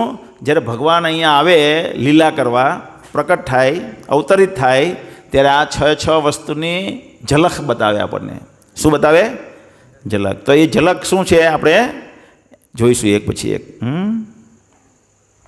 એનું પ્રમાણ શ્રીમદ ભાગવતમમાં છે. પહેલા અધ્યાયના 3જા સ્કંદમાં, પહેલા સ્કંદના 3જા અધ્યાયના 36મા શ્લોકમાં સર્વત્યાગ ભગવાનનો એક ગુણ છે. ભગવાન ત્યાગ એટલે અનાસક્ત, વૈરાગ્ય. ભગવાન છે, છતાં અર્જુનનો ડ્રાઈવર બનીને ચલાવે છે ગાડી, રથ ચલાવે છે. રથ ચલાવવું એટલે રથને જ્યારે રથ ઊભો રહે ને, ઘોડાની દેખભાળ કરવાની હોય, એને ચારો કાપીને ખવડાવવો પડે, એવું બધું કરવું પડે. મુકેશ અંબાણી આવે આપણે ઘરે, આપણા શહેરમાં, એના ડ્રાઈવરને પછાડી બેહાડીને, અને પછી કાચ સાફ કરવાનો હોય તો મુકેશ અંબાણી જાતે સાફ કરવા માંડશે. અરે સાફ કરવા માંડે તો ફોટો આવી જાય પેપરમાં, બદનામ થઈ જવાય. ખ્યાલ આવે ને? તો એટલો મોટો માણસ છે, પણ એનામાં વૈરાગ્ય ન હોઈ શકે. તો ભગવાન આટલા મોટા વ્યક્તિ હોય ને આ ડ્રાઈવર પર દૂર સ્વીકારે છે. રાજસૂય યજ્ઞ થયો યુધિષ્ઠિર મહારાજનો, જેટલા પણ મહેમાન આવ્યા બધાના પગ ધોયા ભગવાને. આ એક ઝાંખી છે. ભગવાન તો એનાથી અનેક પ્રમાણમાં વૈરાગ્ય ધરાવે છે. આ તો ઝાંખી અહીંયા આપણને બતાવે કે આની જેવું વૈરાગ્ય કોનામાં હોય એમ. એના પિતાના ચપ્પલ માથે ઉચકીને ચાલે. ભગવાન છે પણ ચપ્પલ ઉચકીને ચાલે માથા પર. તો આ છે ભગવાનનો ત્યાગ. સર્વશક્તિમાન. ભગવાન 7 વર્ષના બાળક હતા તે ટચલી આંગળી પર ગોળ, અહીંયા મેં આ ભગવાનની સાબિતી છે, જો અહીંયા લખેલું છે. અને ત્યાં પહેલાં મેં લખેલું છે આ 6 એટલે જે પણ મંદિરમાં આવે એને ખબર પડે કે આ ભગવાન છે એમ. અને આ ભગવાનનું સર્જન સામે છે તે પણ આમાં આપણે આજે જોઈશું. અને એ કેટલું વિશાળ છે, આપણી બુદ્ધિને કેલ્ક્યુલેશનની બહાર આવે. હમણાં આમાં મેં એક થોડુંક શોર્ટકટ મારવા મેં વચ્ચે બતાવ્યું નહીં તમને, સૂર્યનું વજન બતાવ્યું હતું. સૂર્યનું વજન તો એના 000 છે આ સ્ક્રીનને ક્રોસ કરી જાય. 000 લગાવીએ ને પછાડી તો સ્ક્રીનની બહાર જતા રહી જાય. એટલે મેં એ ચિત્ર બતાવ્યું નહીં. તો એક સૂર્યનું વજન આપણા બુદ્ધિને ગ્રહણ, આપણી બુદ્ધિ ગ્રહણ નહીં કરે કે એટલું છે. તો ભગવાન તો આવા કરોડો સૂર્ય બનાવેલા છે અલગ અલગ બ્રહ્માંડમાં. ભગવાન 7 વર્ષના બાળક એટલે ઝાંખી બતાવે ખાલી. 22 કિલોમીટરનો પર્વત ટચલી આંગળી પર ધરાવે. ટચલી આંગળીના નખ પર ધારણ કરે છે. કાલિયા નાગ પર ડાન્સ કરે છે ભગવાન. અનેક અસુરો, ધ્યાનંકાસુર, વ્યામાસુર, પછી કેસી દૈત્ય, અઘાસુર, બકાસુર, બધા ખતરનાક દૈત્યો હતા, અસુરો હતા, એને વધ કરી નાખ્યો ભગવાને. આંખના પલકારામાં વધ કરતા ભગવાન. અને ગોવર્ધન ધારણ કર્યો. હવે આજકાલ બહુ બધા પોતાની જાતને ભગવાન કહે છે. એને તમારે બોલાવવાના અને કહેવાનું ટચલી આંગળી પર 50 કિલો વજન ઉચકી આપ. 7 કલાક ખાલી. કેટલા? 7 કલાક નહીં, 10 કલાક. તરત જ ખબર પડી જાય ભગવાન છે નહીં. રાસલીલા રમવા જાય છે પાછા આવા બાપુઓ. એ આપણે જોઈશું આગળ. કારણ કે આપણે બુદ્ધિ લગાવતા નહીં ધર્મની બાબતમાં. સર્વજ્ઞાન તમે જુઓ, સર્વજ્ઞાન. ભગવદ્ ગીતાનું જ્ઞાન કેટલા મોટા પંડિતો કેટલા વર્ષથી સમજવાનો પ્રયત્ન કરે, સમજી નહીં એકતા. ભક્તના માર્ગદર્શન થાય, ગુરુ પરંપરાની લાઈનમાં આવે તો તરત સમજાઈ જાય. બાકીના પોતાના પ્રયત્નથી સમજી નહીં શકતા. તમે જુઓ, એ ભગવદ્ ગીતાનું જ્ઞાન 45 મિનિટમાં અર્જુનને કીધું અને 45 મિનિટમાં અર્જુનનું આખું માઇન્ડ ફેરવી નાખ્યું. સ્મૃતિ લબ્ધવા કરીશ્ય વચનમ ત્વા, મારી બુદ્ધિ ઠેકાણે આવી ગઈ ભગવાનને કહે છેલ્લે અર્જુન, હવે તમે જે કહેશો તે હું કરીશ. સર્વજ્ઞાન. જ્યારે જરૂર પડી ત્યારે ઉદ્ધવજીને જ્ઞાન આપ્યું ભગવાને. આ ભગવાને આખા વૈદિક શાસ્ત્રોનું જ્ઞાન તેને બ્રહ્મા હૃદય આદિ કવયે, ભાગવતનો પહેલો શ્લોક છે, પહેલા સ્કંદનો પહેલા અધ્યાયનો પહેલો શ્લોક, કે ભગવાને આ આખા જગતનું બધું જ્ઞાન બ્રહ્માજીના હૃદયમાં પ્રગટ કર્યું. તો ભગવાન સંપૂર્ણ જ્ઞાનશાળી છે. એની ઇક્વિવેલન્ટમાં કોણ આવે? કોણ આવી શકે? આપણે આપણા બાળકના હૃદયમાં જ્ઞાન પ્રગટ કરીએ કે લે આ 10મા ધોરણનું જ્ઞાન, આ એન્જિનિયરિંગનું જ્ઞાન. આપણે એન્જિનિયર થયા હોઈએ છતાં પણ આપણે આપણા બાળકના હૃદયમાં એન્જિનિયરિંગનું જ્ઞાન પ્રગટ ન કરીએ. કે જેમ કે મેં પહેલા દિવસે મારો એક્ઝામ, નહીં તમે નહીં હતા, અમારા ભગવદ્ ગીતાના એડવાન્સ ક્લાસમાં મેં એક એક્ઝામ્પલ આપેલો કે હું કેલ્ક્યુલસમાં મારી ગ્રીપ હતી, મેથ્સના કેલ્ક્યુલસમાં, અને મારા છોકરાને કેલ્ક્યુલસ ફાવતું જ નથી. તો હું જો ભગવાન જેવો હોત તો એના મનમાં કેલ્ક્યુલસ પ્રગટ કરી દેતે, હે ને? પણ એવું નહીં થાય આપણથી. સર્વ વૈભવ, ભગવાન આટલો બધો વૈભવ હતો. અહીંયા આવ્યા ત્યારે બતાવ્યું એણે દ્વારકા લીલામાં ભગવાને 16,108 રાણી. કેટલી રાણીઓ? દરેક રાણીને 10 પુત્ર, એક પુત્રી, અને એ 10 પુત્રને પાછા 10 પુત્રને એક પુત્રી. 121 થાય. એક રાણી દીઠ 121 જણાનું ઘર થયું. અને એ દરેક માટે અલગ મહેલ, રમવાનો અલગ મહેલ, સૂવા માટે અલગ મહેલ, રૂમ, અને ડાઇનિંગ માટે અલગ, કિચન અલગ. દરેકે દરેક એક્ટિવિટી જે પણ આપણે દિવસમાં કરીએ એ બધી એક્ટિવિટી માટે અલગ અલગ રૂમ, અલગ અલગ મહેલ. અને એવા 16,108 મહેલ. અને દરેક મહેલમાં આવા લાઇટ બલ્બની હીરા મોતી ઝવેરાથી એ મહેલ પ્રકાશિત થતા હતા. અને જે સોનાના બેડ ને બધું, કોલમ ને બધું સોનાનું. એવું નહીં આ ચાઇનામાં જઈએ, ચાઇનામાં એટલે આપણે એમ કે આપણે ચાઇના બહુ સારું, પણ તમે એને એના જે GIDC એરિયો કહેવાય ને, એટલે કે ઇન્ડસ્ટ્રીયલ એરિયો, એના તમે એના વર્કરની રહેવાની કન્ડિશન જુઓ ને તો આપણા ઇન્ડિયનની વર્કરની કન્ડિશન સારી એવી બતાવે. પણ બોમ્બેમાં શું કે આપણે 10x10ની ઓટીમાં એક માણસ સમાય નહીં કે, અને એકની ઉપર એક બેડ, બીજો બેડ, એની ઉપર ત્રીજો બેડ, એટલે ભગવાનના એટલા બધા છોકરા હતા તો એવું નહીં હતું કંઈ. ખ્યાલ આવ્યો ને તમને એના વૈભવનો? ત્યારે આ ખ્યાલ આવે. ભાગવતમાં 10મા સ્કંદમાં એનું ઉદાહરણ છે. 3,80,00,000 શિક્ષક હતા દ્વારકામાં. કેટલા શિક્ષકો હતા? 3,80,00,000 શિક્ષકો હતા. એના પરથી તમને ખબર પડશે વિદ્યાર્થીઓ કેટલા હતા બાળક ભગવાનને. અને આ બધું હોવા છતાં ભગવાન દ્વારિકામાં રહેતા, હસ્તિનાપુરમાં એના મિત્રો સાથે રહેતા, અને અહીંયા બધું કંઈ કમાવા નહીં જવું પડતું. તો આ છે ભગવાનનો વૈભવ, સર્વ સુંદરતા. ભગવાન એટલા સુંદર હતા, એટલા મધુર દેખાતા હતા કે ખાલી મનુષ્યો જ નહીં પણ પશુ પક્ષીઓ પણ એના તરફ આકર્ષિત થતા હતા. ખ્યાલ આવ્યો ને? જેમ કે અત્યારે ઐશ્વર્યા રાય અહીંયા આવી જાય નવસારીમાં, અમારી હોટલમાં આવે. અમારી હોટલમાં થોડીક કોઈ વખત સેલિબ્રિટીઓ આવી જાય નવરાત્રિ વખતે, તો બહુ બધા નવસારીના લોકો એને મળવા આવે. ફોટો પેલું શું કહેવાય એને કરે પેલું સેલ્ફી પડાવવા આવે. અને આ ખાલી મનુષ્યો આવશે. અહીંયા નવસારીમાં આવશે તો શું આવશે? ખાલી મનુષ્ય આવશે. પણ જો ભગવાન અહીંયા આવે તો આખા નગરના જેટલા બી પશુ પક્ષીઓ છે એ પણ એનાથી આકર્ષિત થઈ જશે અને બધા આવી જશે. ઘણી વખત આપણે લોકોને ત્યાં જઈએ તો આપણે લોકો માટે વાત કરીએ તો આપણે જોઈએ કે હું કંઈ ભગવાનમાં માનતો નથી. કૃષ્ણમાં તો હું બિલકુલ નહીં માનું, પણ આપણે એના ઘરે જઈએ ને તો કૃષ્ણનો ફોટો હોય. કેમ? આપણે પૂછીએ ભાઈ કેમ આમ, તો કહેશે કે મને એ સુંદર બહુ લાગે છે. શું કહેશે? ભગવાનની સુંદરતા એવી છે કે એના દુશ્મન જે છે એને પણ એ આકર્ષે છે. આજે લાંબુ નથી, બીજે સાઈડ પર જઈએ ને આપણે તો ટાઈમ બહુ બધો જતો રહેશે અને પતિ નહીં રહેશે, એટલે બીજી બધી લાંબુ ડિટેલમાં હું નહીં જતો. સર્વકીર્તિ. ભગવાન 5,000 વર્ષ પહેલાં આ ધરતી પર પ્રગટ થયા, તો પણ આજે એનો મહિમા ગવાઈ રહ્યો છે ભગવાનનો.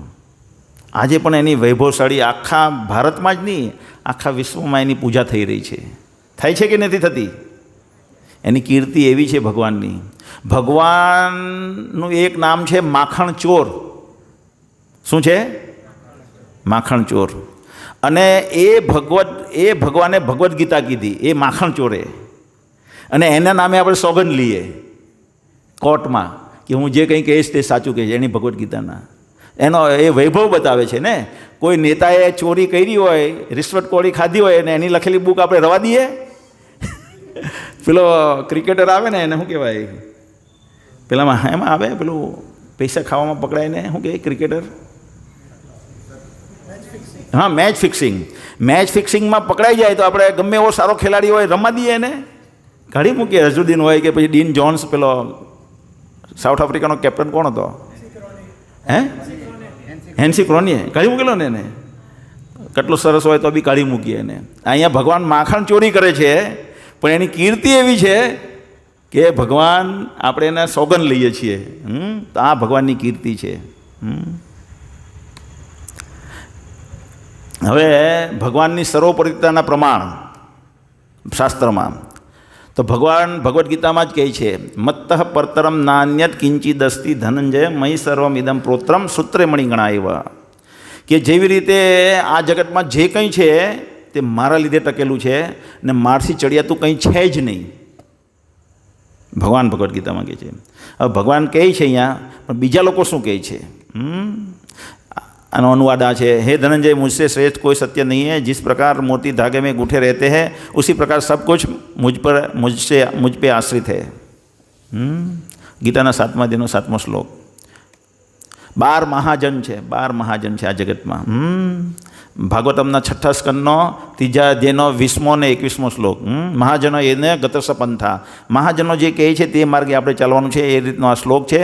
જેમાં 12 महाजन કોણ ગણવામાં આવ્યા? શિવજી, ब्रह्माजी, नारदजी, 4 कुमार, पितामह भीष्म, सुखदेव गोस्वामी, बलि महाराज, जनक महाराज, कपिल देव, प्रहलाद महाराज, मनु महाराज ने व्यासदेव। आमा આ 12 મહાજન છે ને એમાં 7 ગ્રહસ્થ છે. શું હતા?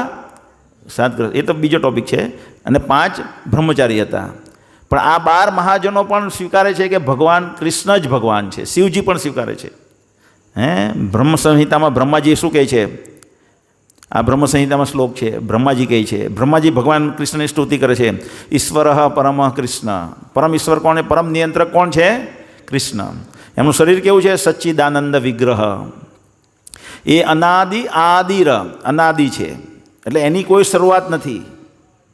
એ અનંતકાળથી છે અને એ આદિ છે. બધાનું શરૂઆત એના થકી થાય છે, એમાંથી આવે છે શરૂઆત. અનાદિર ગોવિંદ, ગોવિંદ તરીકે ઓળખાય છે. સર્વ કારણ, બધા કારણોના કારણ એ છે.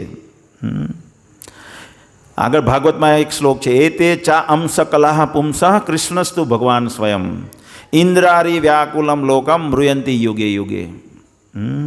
તમે જેમ જેમ એડવાન્સ કોર્સમાં આવશો તો આ કૃષ્ણના જે અલગ અલગ અવતાર છે, એ કલાહ એટલે ભગવાનનો અવતાર છે. ચા અંશ કલાહ, તો ભગવાનના અલગ અલગ બહુ બધા અવતારો હોય છે, અને પણ કૃષ્ણ સ્વયં ભગવાન છે. જ્યારે આ જગતમાં દેવતાઓ હેરાન થાય છે, ઇન્દ્રારી, આરી એટલે ઇન્દ્રના દુશ્મન, એટલે કે દેવતાઓના દુશ્મન, જ્યારે દેવતાઓને પરેશાન કરે છે ત્યારે મૃયંતી આવે છે યુગે યુગે, અલગ અલગ યુગમાં.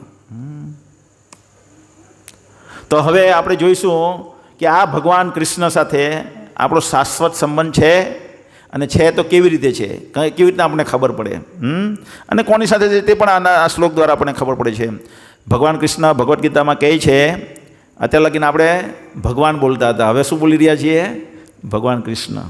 ઘણી વખત બ્રહ્માજીને પણ ભગવાન બ્રહ્માજી કહીએ આપણે, અને ઘણી વખત શિવજીને પણ આપણે બ્રહ્માજી ભગવાન કહીએ, શિવ ભગવાન એમ.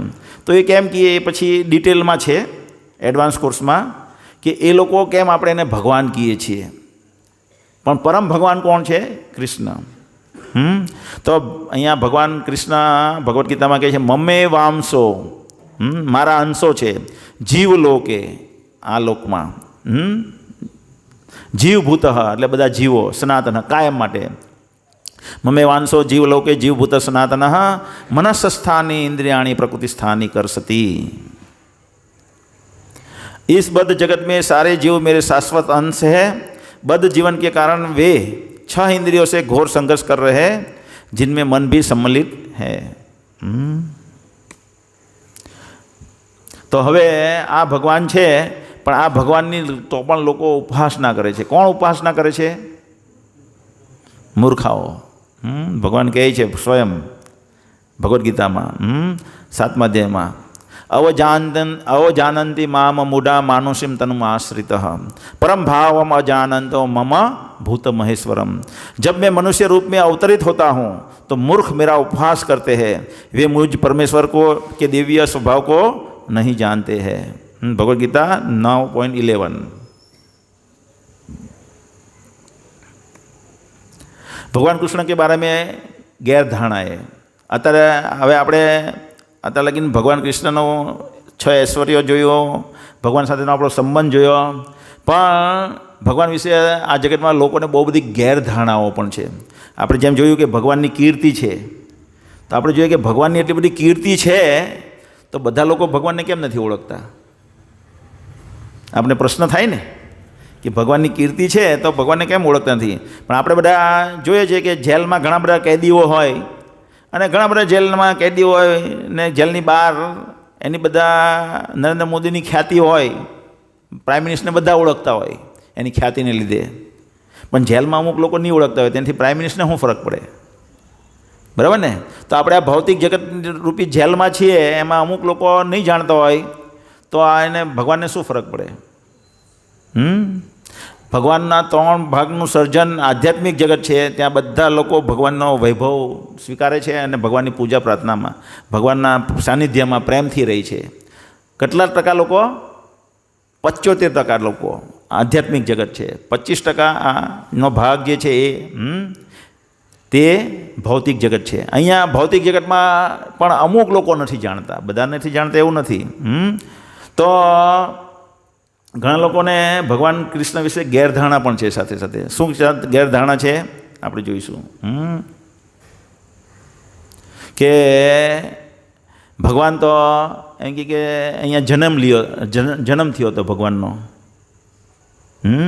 ભગવાનનો જન્મ થયો હતો અને પછી ભગવાનનું મૃત્યુ પણ થયું હતું. ભગવાને કર્મના ફળ ભોગવવા પડ્યા. કહે છે ને લોકો કે રામા અવતારમાં ભગવાને વાલીને માર્યો, સંતાઈને, એનું કર્મનું ફળ એમને પ્રાપ્ત થયું. કયા? આ કૃષ્ણ અવતારમાં. તો એ ભગવાન વિશેની ગેરધારણા છે. શું છે? ગેરધારણા. જેવી રીતે ભગવાન જ્યારે અહીંયા અવતરિત થાય ત્યારે ચતુર્ભુજ રૂપે પ્રગટ થાય છે. શું પ્રગટ, કેવી રીતના પ્રગટ થાય છે? ચાર ભુજાઓ સહિત એનું જે ઓરિજિનલ દેહ છે એ રીતે એમ દેવકી અને વાસુદેવની સામે પ્રગટ થાય છે. અને પછી તરત જ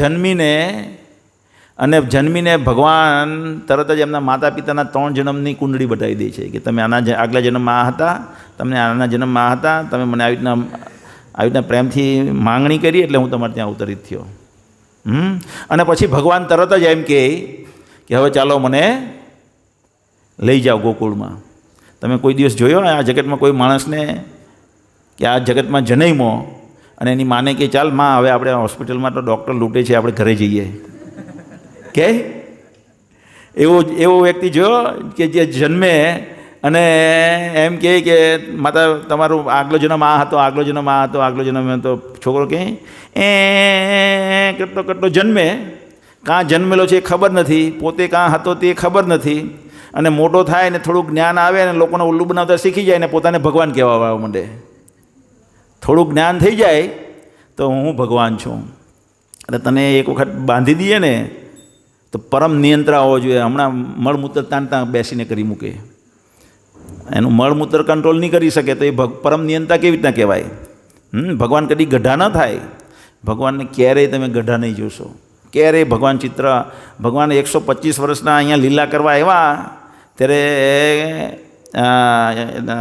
કુરુક્ષેત્રમાં યુદ્ધ થતું હતું ત્યારે 125 વર્ષના હતા ભગવાન કૃષ્ણ, પણ 16 વર્ષના બાળક દેખાતા હતા. 16 વર્ષના બાળક. કદી ગઢા ન થાય. કારણ કે એ પ્રકૃતિના માલિક છે અને આપણું શરીર પ્રકૃતિનું બને તો પ્રકૃતિના માલિક પ્રકૃતિને નિયંત્રણ કરી શકે. આગળ જોઈશું આપણે. અને ઘણાને એવી ગેરધારણા છે કે ભગવાને ઝારા નામના શિકારીએ એને બાણ માર્યું અને ભગવાનનું મૃત્યુ થયું. નહીં. ઝારા નામના વ્યક્તિ, ભગવાન જ્યારે પ્રભાસ પાટણમાં બેઠા હોય ત્યારે ઝારા નામનો જો વ્યક્તિ જોવે છે કે ઓ આ હરણની આંખ છે પણ ભગવાનના નખ હોય પગના, અને ચંદ્રમા જેવા પ્રકાશિત થતા હોય તો એને બાણ મારે છે, એ આંખમાં મારે એવી રીતે, અને એ બાણ ભગવાનના નખમાં વાગી નીચે પડી જાય છે. પછી પેલો દોડતો શિકારી આવે છે તો જોઈ છે કે આ તો ચતુર્ભુજ સ્વરૂપે ભગવાન બેસેલા છે, ભગવાનને પ્રણામ કરે છે. હવે ભગવાન અંતર્ધાનની લીલા કરી રહ્યા છે. આપણે જ્યારે જન્મીએ ત્યારે કરતા જન્મીએ, સમજમાં આવ્યું ને? પણ ભગવાન આવી રીતે નથી જન્મતા. તેવી જ રીતે ભગવાન જ્યારે પ્રગટ થાય તે એની લીલા છે એને અંતર્ધાન થાય, એટલે અહીંયાથી દેહ પાછો એનું લીલા પતાવીને જ્યારે જાય તેને અંતર્ધાન લીલા કહેવાય. તો અંતર્ધાન લીલામાં એ મદદ કરે છે. કોણ? પારધી. એ કોઈ વ્યક્તિ જે એનો ભક્ત હોય એને એ નિમિત્ત બનાવે. જેમ કે એના મા બાપ કોણ બન્યા? એના જે ભક્ત હતા એને નિમિત્ત બનાવ્યો. ભગવાનને ભગવદ્ ગીતા અર્જુનને કીધી કેમ? કારણ કે એનો મિત્ર હતો એટલે ભગવાન એને નિમિત્ત બનાવ્યો. એટલે ભગવાન એને ભક્ત અને એનો મિત્ર હોય એને નિમિત્ત બનાવે. તો આવી રીતના પારધીને બનાવે. પેલા શિકારીને પહેલાં બોલાવે, પેલા નામ શું છે એના સારથીને બોલાવે, દારૂક નામ છે એનું. દારૂકને કહે આને તું સ્વર્ગમાં છોડી આવ. એટલે એને સ્વર્ગમાં એ જ દેહમાં છોડી આવે છે. અને પછી ત્યાંથી સ્વર્ગના દેવતાઓ આવે છે. એને ખબર પડે છે કે ભગવાન અંતર્ધાન થઈ રહ્યા છે, તો ભગવાનને રિક્વેસ્ટ કરે છે કે તમે વૈકુંઠ જાઓ તો અમારા સ્વર્ગમાં થતા જજો. એને આમંત્રણ આપવા આવે છે બધા દેવતાઓ, અને પછી ભગવાન અંતર્ધાન થઈ જાય છે. તો આ ભગવાનની લીલા છે. કદી એમ ન સમજવું જોઈએ ભગવાન કહે કે ભગવાનને કર્મનું ફળ લાગે. ભગવાન ભગવદ્ ગીતામાં, એટલે આ શ્લોક, આ સબ્જેક્ટ મેટર નથી પણ એક શ્લોક કહી દઉં. ન મે કર્મણી લિપ્યંતી ન મે કર્મ ફલે સ્પૃહા એતિ મામ યો ભી જાનાતી કર્મ ભી ન સબધ્યતે. ભગવાન મને કોઈ કર્મનું ફળ લાગતું નથી, અને આપણે વિચારવું બી નહીં જોઈએ. એનું આ બધું ડિટેલ એનાલિસિસ પછી થશે. તો આવી ગેરધારણા આપણે ભગવાન વિશે રાખવી જોઈએ નહીં. ઘણા લોકો એમ વિચારે કે ભગવાન એક મહાન પોલિટિશિયન હતા. અને કૌરવોને અને પાંડવોને ભેરવ્યા અને લડાવીને મરાવી નાખ્યા. અને અને બધાને ચીટિંગ કરીને મરાવી નાખ્યા સામેવાળા કૌરવોને. પણ ભગવાન એની સર્વોપરિતા છે સાબિત કરવા માટે અહીંયા અવતરિત થયા હતા, બતાવવા માટે અવતરિત થયા હતા કે હું સર્વોપરી છું. એટલે જ્યારે એ કહે છે કે જે મારી સાથે ચીટિંગ કરે છે અને મારા ભક્તો સાથે ચીટિંગ કરે છે એને હું ચીટિંગ કરીને મારીશ. તો સામે ભીષ્મ પિતામહ હતા, દ્રોણાચાર્ય હતા, કર્ણ હતા, દુર્યોધન હતો, બધાને ચીટિંગ કરીને ભગવાને મરાવી નાખ્યા. કારણ કે એ બધાએ ભગવાનના ભક્તો સાથે ચીટિંગ કર્યું હતું. તો લોકો વિચારે છે ભગવાન વિશે બીજી એવી ગેરધારણા છે કૃષ્ણ ભગવાન વિશે કે ભગવાન એક મહાન લવ એરિયા હતા. 16,108 રાણી. એક ભાઈ એક વખત મારી પાસે આવ્યા, મને કે શું વાંચો છો? મેં કીધું આ તો અહીંયા તો ભગવદ્ ગીતા. તો કે મને એમ કે તમે જ્યોતિષ જોવો છો એમ કરીને મારી સાથે વાત શરૂ કરી. કે મને ખબર નહીં કેવી રીતના એણે મારી સાથે વાત કરી ને મને એમ થયું. પછી મેં ભગવાનનો મહિમા ગાવા માંડ્યો.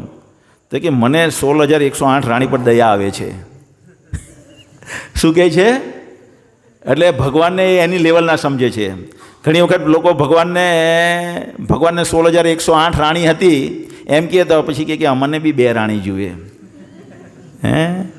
તો ઘણી વખત ભક્તો આવે ને, ભક્તિમાં ધીમે ધીમે પ્રગતિ કરે તો એમ કે હવે અમારે લગ્ન નથી કરવા. એટલે જો તમને હું 10 વર્ષ પહેલાં મળ્યો હોત ને તો હું લગ્ન ના કરે. હું પણ એવું વિચારું છું અત્યારે, પણ હું મારી પત્નીથી ત્રાસી નથી ગયો. પણ એ વૈરાગ્ય આવ્યું. તો ઘણી વખત પત્નીથી ત્રાસી જાય એટલે કે હવે તમે જો મારા કોન્ટેક્ટમાં 10 વર્ષ પહેલાં આવ્યો ને તો હું લગ્ન જ ન કરે. તો વ્યક્તિ એક રાણીથી કંટાળી જાય છે તો 2 રાણી આવશે તારું શું થશે? તો આવી ગેરધારણાઓ છે કે ભગવાન લવેરિયા હતા. નહીં, ભગવાન પોતાની સર્વોપરી, બધા લોકો એના અંશ છે. તો અંશીને પ્રેમ કરે એમાં ખોટું શું છે? ખ્યાલ? આપણે ભગવાનના અંશ છીએ તો ભગવાન આપણને પ્રેમ કરે તો એના માટે તો આપણો જન્મ થયેલો છે, એના માટે તો આપણને સર્જન કરવામાં આવ્યું છે. એમાં જ આપણો આનંદ છે. તો આ બધી ગેરધારણાઓ છે. હવે ભગવાન હંમેશા માટે ક્યાં રહે છે? તો જો પેલો ચાર્ટ છે ત્યાં લગાવેલો દેખાય, એમાં ઉપર ગુલાબી કલરનું જે ફૂલ છે ને ત્યાં કૃષ્ણ ભગવાન દ્વિભુજ રૂપે હંમેશા માટે રહે, દ્વિભુજ રૂપે. પછી એની નીચે બ્લુ કલરનું જે છે યલો બ્લુ તે વૈકુંઠ લોક છે, જેમાં ભગવાન નારાયણ વિષ્ણુ ચતુર્ભુજ રૂપે રહે.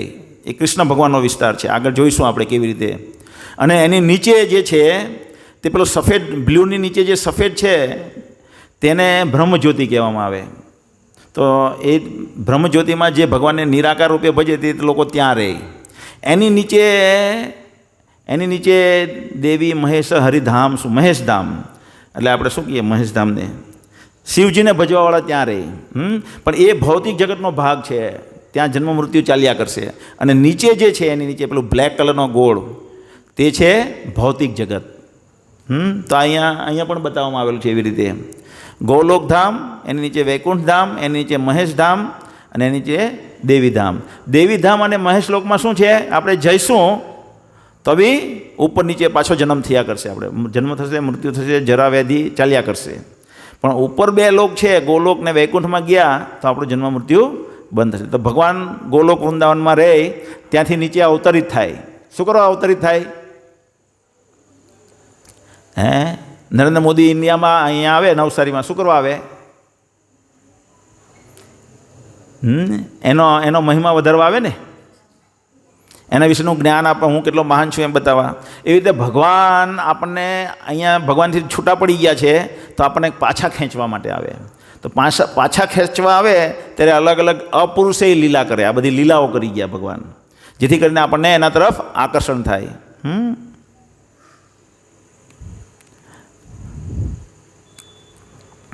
આપણે જોયું કૃષ્ણ ભગવાન વિષ્ણુ કहाँ રહેતે हैं? વૈકુંઠમાં રહે, કૃષ્ણ ભગવાન ગોલોકમાં રહે. અવતાર તો ભગવાનમાંથી અલગ બધા અવતારો ક્યાંથી આવે છે? ભગવાનમાંથી. અહમ સર્વસ્ય પ્રભવો મત્ત સર્વમ પ્રવર્તતે ઇતિ મત્વા ભજન્તે મામ બુદ્ધા ભાવ સમન્વિતા. ભગવદ્ ગીતાનો આ 10મા અધ્યાયનો 8મો શ્લોક છે કે અહમ સર્વસ્ય પ્રભવો, બધી વસ્તુનું કારણ હું છું. મત્ત સર્વમ પ્રવર્તતે, બધી વસ્તુ મારામાંથી સર્જન થાય છે. તો જોઈએ છે કૃષ્ણ ભગવાન એમાંથી દરેક અલગ અલગ અવતાર આવે છે. વરાહ અવતાર આવે છે, રામ અવતાર આવે છે, અલગ અલગ અનંત કોટી અવતારો આવ્યા કરે ભગવાનમાંથી. અને અનંત કોટી જીવો છે, અનંત કોટી જીવોને અલગ અલગ રીતે આકર્ષણ પેદા કરવા ભગવાન અહીંયા અવતરિત થાય. હવે આ અવતાર જે છે એ 6 પ્રકારના, મુખ્ય 6 પ્રકારના છે. પુરુષ અવતાર, લીલા અવતાર, ગુણા અવતાર, મન્વંતર અવતાર, યુગા અવતાર અને સત્યાવેશ અવતાર. લીલા અવતારમાં ભગવાન અલગ અલગ લીલા કરે. રામ લીલા કરી, રામ તરીકે આવે, લીલા કરે. ભગવાન કૃષ્ણમાંથી જે પણ અવતરિત થાય એ કાં તો ભગવાન કૃષ્ણ સ્વયં વિસ્તાર પામે યા વિષ્ણુ તત્વ તરીકે અવતાર પામે. તો વિષ્ણુ તત્વ જે અવતાર લે તેને અવતાર કહેવાય, એ ભગવાન અવતાર. બાકી બધા આપણે બીજું રૂપ ધારણ કરી અને અવતાર ન કહેવાય. ખ્યાલ આવ્યો ને? તો ભગવાન નિત્ય વૈકુંઠ લોકમાં રહે જ અને અહીંયા પણ આવે સામે. એવી જ રીતે ત્યાં રહેતા હોય, પાછા અહીંયા પણ આવેલા હોય. તો પુરુષ અવતાર છે. તો પુરુષ અવતાર કોણ છે તે આપણે નેક્સ્ટ સ્લાઇડમાં જોઈશું. લીલા અવતારમાં આપણે અલગ અલગ ભગવાન લીલા કરે. નરસિંહ અવતાર આપણે જોયું, રામ અવતાર જોયું, વરાહ અવતાર જોઈએ છે, કૃષ્ણ અવતાર છે, બલરામ અવતાર છે. પછી ગુણા અવતાર, બ્રહ્મા વિષ્ણુ મહેશ. તો જે કોઈ વ્યક્તિ જ્યારે બ્રહ્માની પોઝિશન સંભાળીએ કે એમ નહીં હોય, કોઈ જીવ તત્વ આપણી જેવો, ત્યારે ભગવાન સ્વયં બ્રહ્માજીની પોસ્ટ નિભાવે. તો ઘણી વખત પોતે એ પોસ્ટ નિભાવે અથવા કોઈ જીવ તત્વને એ પોસ્ટ માટે નિયુક્ત કરે. તો એ બધા ગુણા અવતાર કહેવાય. અલગ અલગ ગુણ. બ્રહ્માજી રજોગુણનું પ્રતિનિધિત્વ કરે, શિવજી તમોગુણનું પ્રતિનિધિત્વ કરે, વિષ્ણુ સત્વગુણનું પ્રતિનિધિત્વ કરે. મન્વંતર, આપણે જોયું કે બ્રહ્માજીના 12 કલાકની અંદર 14 મનુઓ આવે અને 14 મનુઓ હાથે હાથે આખો લોટ હોય દેવતાઓનો. એટલે એક મનુ હટે એની સાથે આખો દેવતાઓનો લોટ પણ હટી જાય. પછી બીજા જીવને દેવતા બનાવવામાં આવે. બીજા મનુ હટે ત્રીજા મનુ આવે. ત્રીજા મનુ હાથે બધા દેવતાઓ પણ એ વખતે જે હોય તે હટી જાય ને આખા નવા દેવતાનો લોટ બનાવવામાં આવે. તો એ મન્વંતર અવતાર. એમાં મેઇન અવતાર હોય મન્વંતર, મનુ તરીકેનો એમનો પોતાનો ભગવાનનો. પછી યુગા અવતાર, દરેક અલગ અલગ યુગમાં ભગવાન અવતરિત થાય. પછી સત્યાવેશ અવતાર, સ્પેશિયલ કાર્ય કરવા માટે વેદવ્યાસજીને શક્તિ આપી શાસ્ત્રો લખવા માટે. તો વેદવ્યાસજી જીવ તત્વ છે, એને શક્તિ આપી એટલે સત્યાવેશ અવતાર કહેવાય ભગવાનનો. નારદજી છે સત્યાવેશ અવતાર છે. પૃથુ મહારાજનું ભાગવતમાં તમે ઉદાહરણ જોશો તો એ સત્યાવેશ અવતાર. આ બધી હું ખાલી સાર કહી રહ્યો છું, ડિટેલમાં તો આગળ આપણે જોઈશું. આ તમે એક ગ્લિમ્સ આપી રહ્યો છું અત્યારે, ખાલી ગ્લિમ્સ. પુરુષ અવતાર, કૃષ્ણમાંથી બલરામ આવે છે, બલરામમાંથી ચતુર્વ્યુહ આવે છે, શંકર્ષણ, વાસુદેવ, અનિરુદ્ધ, પ્રદ્યુમ્ન. આ લોકોના વૈકુંઠમાં અલગ અલગ કામ હોય છે. પછી એ શંકર્ષણમાંથી નારાયણ આવે, નારાયણમાંથી શંકર્ષણ, પાછળ બીજું ચતુર્વ્યુહ આવે. આ શંકર્ષણ ને આ શંકર્ષણ પાછા અલગ છે, આ વાસુદેવ ને આ વાસુદેવ અલગ છે. એનું બેવનું અલગ અલગ કાર્ય છે. એવા અનેક ચતુર્વ્યુહ ભગવાનના ધામમાં પણ હોય છે. અને એમાંથી 3 વિષ્ણુ આવે શંકર્ષણમાંથી: કારણોદાક્ષાયી વિષ્ણુ, ગર્ભોદાયકશાહી વિષ્ણુ અને શિરદોક્ષાયી વિષ્ણુ. તો આ 3 વિષ્ણુ જે છે એ આપણે આ ભૌતિક જગતનું વહીવટ કરે છે. આ 3 વિષ્ણુ આપણે જોઈશું કેવી રીતે. જો આ જે છે કારણોદાયકશાહી વિષ્ણુ છે, એ કારણ સમુદ્રમાં સૈયા કરે, યોગ નિંદ્રામાં સૂઈ જાય અને પોતાના શરીરની રોમમાંથી એક બ્રહ્માંડ પેદા થાય. આમાં ચિત્રમાં થોડુંક બતાવવામાં આવેલું છે વિડીયોમાં. આવી રીતના અલગ બ્રહ્માંડ, એક બ્રહ્માંડ નીકળે એમના રોમમાંથી અને આ મોટા મોટા ગોળા બને. એ પુરુષ, એ કયા વિષ્ણુ કહેવાય? કારણોદાક્ષાયી વિષ્ણુ. એ કારણોદાયકશાહી વિષ્ણુ આગળ વિસ્તાર પામે અને ગર્ભોદાયકશાહી વિષ્ણુ બને. અહીંયા જો મારો એરો આવ્યું ત્યાં, અહીંયા એ ગોળાની અંદર પ્રવેશ કરે પાછા. અને એ વિષ્ણુને નાભીની કમળમાંથી, નાભી પરથી એક કમળનાળ નીકળે અને એની ટોપ પર બ્રહ્માજી ઉત્પન્ન થાય. એને ગર્ભોદાયકશાહી વિષ્ણુ. એ આખો ગોળો જે છે એને અડધો ભરી દે પોતાના પરસેવાથી, એટલે ગર્ભ સમુદ્ર કહેવાય એને. અને પછી એ ગર્ભોદાયકશાહી વિષ્ણુમાંથી પાછા એક વિષ્ણુ એક્સપાન્ડ થાય, જે ધ્રુવલોક પાસે ક્ષીરસાગર આવ્યો. સ્વર્ગલોકના તમે લેયર જોશો, ધરતી, પછી ભૂમંડળ, ભૂવરલોક, સ્વર્ગલોક આવે. સ્વર્ગલોકનો અંત જ્યાં આવે ત્યાં ધ્રુવલોક આવે, ને ધ્રુવલોકની બાજુમાં ક્ષીરસાગર છે, ત્યાં ભગવાન રહે. કોણ? શિરદોક્ષાઈ વિષ્ણુ. એ શિરદોક્ષાઈ વિષ્ણુ પરમાત્મા તરીકે દરેકના હૃદયમાં પણ બિરાજમાન છે અને એક એક કણમાં પણ બિરાજમાન છે. અને જ્યારે કોઈ પણ અવતાર આવે તે એમના થકી આવે. એટલે અહીંયા ગેરધારણા શું છે કે કૃષ્ણ વિષ્ણુમાંથી આવ્યા અત્યારે, પણ વાસ્તવમાં વિષ્ણુનો સ્ત્રોત કોણ થયું? કૃષ્ણ, શાસ્ત્રો પ્રમાણે. તો ગર્ભોદયક્ષાઈ વિષ્ણુનું આ ચિત્ર છે. પછી આ શિરદોક્ષાઈ ચિત્ર છે. શિરદોક્ષાઈ વિષ્ણુ પાછું બીજું પણ કાર્ય કરે સાથે સાથે, કે આ જગતના કાર્યમાં એ કદી ભાગ નથી લેતા, પણ જો બ્રહ્માજી અને શિવજી સોલ્વ નહીં કરીએ કે કંઈ પ્રોબ્લેમ, તો બ્રહ્માજી અને શિવજી એ વ્યક્તિઓને સાથે લઈને શિરદોક્ષાઈ વિષ્ણુ પાસે જાય અને સોલ્યુશન માંગે, અને એ કહે કે હવે હું અવતરિત થઈશ ને સોલ્યુશન આપી દઈશ તમને. એટલે હવે આપણે જોઈશું દેવતા કોણ છે.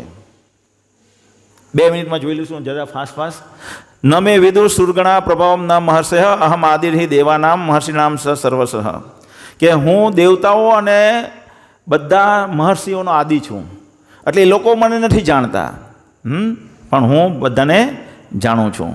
તો દેવતા અને ભગવાનમાં અંતર આપણે ડિટેલમાં, આ તો બહુ લાંબુ છે, આ તો ગ્લિમ્સ જોઈ રહ્યા છે.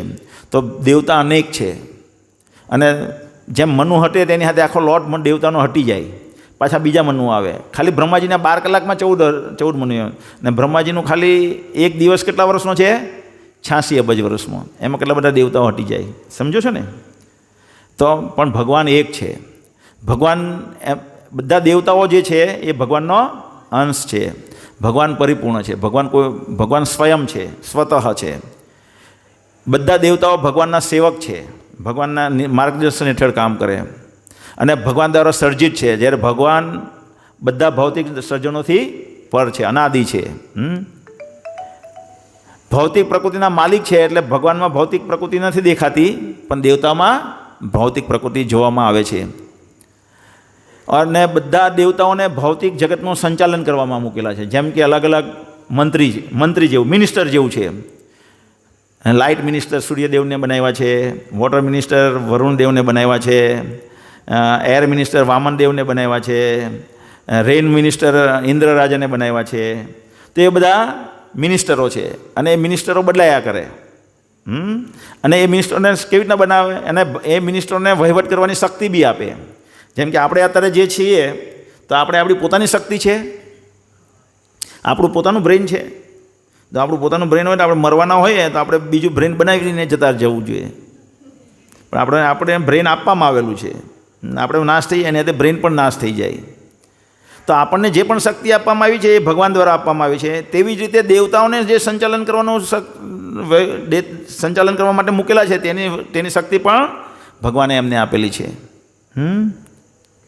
એવી રીતે આ જન્મ મૃત્યુને વરેલા છે દેવતાઓ. ભગવાન આ બધા વસ્તુથી પર છે, અને ભગવાન શાશ્વત છે, કાયમ માટે ટકે છે, જ્યારે દેવતાઓ અશાશ્વત છે. દેવતા કી પૂજા और ભગવાન કી પૂજા. ફાસ્ટ લઈ રહ્યો છું, ડિટેલમાં એક વસ્તુ સમજાય. તો ભગવદ્ ગીતાના 23મા શ્લોકમાં ભગવાન કહે, 7મા અધ્યાયના 23મા શ્લોકમાં, કે તદભવતી અલ્પમેધસામ. મેધ એટલે બુદ્ધિ, કે જે દેવતાઓને ભજે તે ટૂંકી બુદ્ધિ જેનામાં હોય તે લોકો દેવતાની પૂજા કરે. ઉચ્ચ બુદ્ધિ. કેમ? કારણ કે દેવતાઓ નાશ થઈ જાય એટલે એમને જે તમને વરદાન આપેલું છે તે પણ નાશ થઈ જાય, એ લાંબુ નથી ટકવાનું. જ્યારે ભગવાને આપેલું જે વરદાન છે, કે જે પણ આપણને આપે છે ભગવાન, તે કાયમ માટે ટકે છે.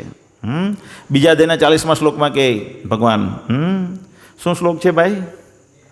નેહાભિકના કર્મ શોચતી પ્રત્યવાયો ન વિદ્યતે સ્વ અલ્પમસ્ય ધર્મસ્ય ત્રાહેતો મહતો ભયાત.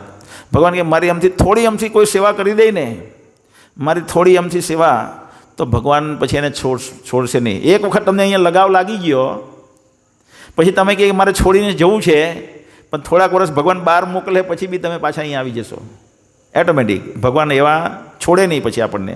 ભગવાન આપણને ભગવાનના ધામમાં પહોંચાડીને રહે. એવા મધુર છે ભગવાન. ભગવાન કી એટલે કાયમ માટે ભગવાન જે આપે, અથવા આ જન્મમાં આપણે 21% ભક્તિ કરી અને બાકીની 80% બાકી રહી ગઈ, તો આવતો જન્મ જ્યારે થશે ત્યારે 21%થી ચાલુ થશે. પાછી 20% પૈતી એટલે 40% થઈ. પછી બીજો જન્મ થાય ત્યારે 41%થી આપણી ભક્તિ શરૂ થાય. એવું નહીં કે એ ભક્તિ નાશ થઈ જાય, પણ દેવતાએ જે કંઈ પણ આપ્યું હોય તે નાશ થઈ જાય, મૃત્યુ સાથે બધું ગાયબ થઈ જાય. પછી ભગવાનને દેવતાને ભજવાની રીત છે તે અયોગ્ય છે. કેવી રીતના અયોગ્ય રીત કહેવાય? જેમ કે આપણે ખાવાની રીત શું છે? મોઢામાંથી આપવું, પણ અહીંયા પેટમાં કાણું પાડીને ડાયરેક્ટ ખાવાનું આપી દઈએ તો પચે ને. અયોગ્ય રીત, એવી રીતના અયોગ્ય રીતે ખાધેલું કહેવાય, પેટમાં આપેલું. તેવી રીતે દેવતાને ભજીએ તો એ એકચ્યુઅલી જેમ કે એક મેનેજર હોય કંપનીમાં, તો મેનેજર આપણને ચેક ઇસ્યુ કરે, આપે આપણને, પણ એના પર સાઇન કોની હોય? મેઇન માલિકની.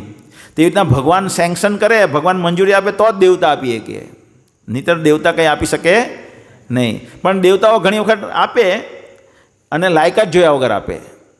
તમે એની પાસે માંગો, મારે મોટરસાઇકલ જોઈએ છે તો આપી દે. જેમ કે નાનો છોકરો પડોશીનો, આપણો છોકરો આપણો નાનો છોકરો બાજુના પડોશીને ઘરે જાય અને કે મને આઈસ્ક્રીમ આપો, શરદી થઈ ગયેલી હોય ને આઈસ્ક્રીમ માંગે તો બી પડોશી આપી દેશે. પણ એના પિતા પાસે માંગશે આઈસ્ક્રીમ તો પિતા આપશે નહીં. પિતાને ખબર છે શરદી વધી જશે, હેરાન થશે. તો એવી રીતના ભગવાન પાસે આપણે જે લાયકાત ધરાવીએ એટલું ભગવાન આપે. આપણા માટે લાયકાત જે જરૂરી છે તે આપે. તે દેવતા કંઈ પણ જરૂરી હોય કે નહીં હોય આપી દે.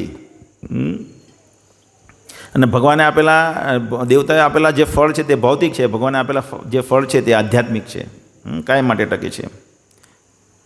તો આજે આપણે આટલા વિષય જોયા. क्यों इतने सारे शास्त्र? कलयुग में कौन से शास्त्र पढ़ने चाहिए? कौन से क्यों केम बड़े अलग अलग शास्त्रों છે? બુદ્ધિનું સ્તર અલગ અલગ છે. કલયુગમાં આપણે ભગવદ્ ગીતા અને રામાયણ, ભગવદ્ ગીતા અને ભાગવતમ વાંચવું જોઈએ. વાસ્તવમાં ભગવાન છે? હા છે.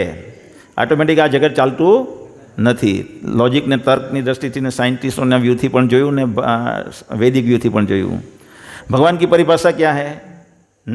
तो આપણે જોયું પ્રાથમિક પરિભાષા અને ઈશ્વર ऐश्वर्य से वीर्य से સર્વ ભગત ગણ 6 પરાશર મુનિએ ડિફાઇન કરેલી વ્યાખ્યા પ્રમાણે જોયું. ભગવાન આકાર છે કે નિરાકાર છે? ભગવાન બંને છે. આમાં પેલા ચિત્રમાં જેમ કે આપણે જોયું બ્રહ્મજ્યોતિ છે, એ ભગવાનના શરીરમાંથી તેજ નીકળે છે, તે નિરાકારને ભજવાવાળા ત્યાં જાય, પાછા આવી જાય. કારણ કે ત્યાં એને દુઃખ નથી મળતું, પણ સુખ પણ નથી મળતું. પણ ભગવાનના ધામમાં કોઈ સ્થાન પામી લે વૈકુંઠમાં તો એને આનંદ મળે છે. એટલે ભગવાનને સાકાર રૂપે ભજે તે કાયમ ત્યાં ટકશે, પણ નિરાકાર ભજેલો શું થશે? આટલા વર્ષ એના વેડફાઈ જશે. એટલે ભગવાન છે બેઉ. भगवान शाश्वत रूप से कहाँ रहते हैं? वैकुंठ में. विष्णु कहाँ रहते हैं? अरे गोलोक धाम में भगवान कृष्ण रहे. અને विष्णु कहाँ रहे? वैकुंठ में. हमारा सनातन संबंध किसके साथ है? कृष्ण के साथ. मम्मी वांसो जीव लोके जीव भूत सनातना. देवता और भगवान में अंतर क्या है? देवता टेम्पररी है, भगवान परम सनातन है. देवता और भगवान की पूजा में अंतर क्या है? देवता का जो फल है वो सीमित होता है, भगवान का जो फल है परमानेंट रहता है. परमात्मा कौन है? भगवान कृष्ण. सिरदोक्षाई विष्णु परमात्मा रूपे दरेकना हृदय में विस्तार पामे. भगवान के अवतारों को कैसे जान सकते हैं? हाँ, ये एक रह गया. तो भगवान अवतारों वर्णन शास्त्रों में थयेलुं होवुं जोईए. साथे साथे कोई पण जे पण अवतार होय भगवाननो तो तेना अवतारों 7 प्रकारનું વર્ણન શાસ્ત્રોમાં થયેલું હોવું જોઈએ. કે કોને ત્યાં જન્મશે, એના મા બાપનું નામ શું હશે, એ કઈ જગ્યાએ અવતરશે, કયા સમયે અવતરશે, કયા વર્ણમાં, એટલે બ્રાહ્મણ ક્ષત્રિય વૈશ્ય શૂદ્ર એ વર્ણમાં, કયા આશ્રમમાં બ્રહ્મચારી સંન્યાસી કે કયા આશ્રમમાં રહીને કાર્ય કરશે, પછી એ કયું કાર્ય કરશે એનું વર્ણન શાસ્ત્રમાં ઓલરેડી હોવું જોઈએ. અને એની સાથે તાલમેલ ખાતો હોય ને એવી જ રીતે એ વ્યક્તિ હોય તો જ એ ભગવાનનો અવતાર કહેવાય. જેમ કે વેદ વ્યાસે જ્યારે શાસ્ત્ર લખ્યા ત્યારે બુદ્ધનો અવતાર નહીં થયો હતો. પછી એણે જ્યારે લખ્યું ત્યારે કે એના મા બાપ આ હશે, એ આ કાર્ય કરશે, એ આ વર્ણનનો છે, એ આ પ્રદેશમાં અવતરશે, એ બધીનું વસ્તુનું 7 વસ્તુનું વર્ણન છે આપણે ભાગવતમાં જોઈશું તો. અને એ વર્ણનનું મેચ થાય ત્યારે એને બુદ્ધ તરીકે ભગવાન સ્વીકારવામાં આવ્યા. ખ્યાલ આવ્યો ને? તો એવી રીતના શાસ્ત્રમાં ઓલરેડી પહેલેથી વર્ણન હોવું જોઈએ.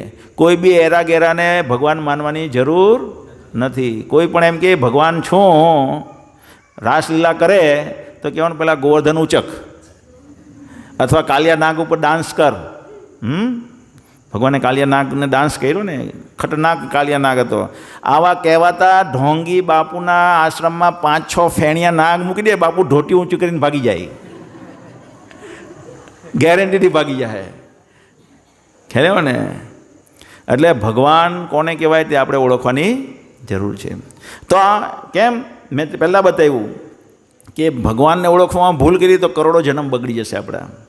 બીજું બધું ભૂલ કરશું તો 1 જન્મ બગડશે, 10 વર્ષ બગડશે, 1 વર્ષ બગડશે કે 2-5 વર્ષ બગડશે. પણ ભગવાનને ઓળખવામાં ભૂલ કરી તો કરોડો જન્મ બગડી જાય. એટલા માટે ઓળખવા જરૂરી છે. હરે કૃષ્ણ.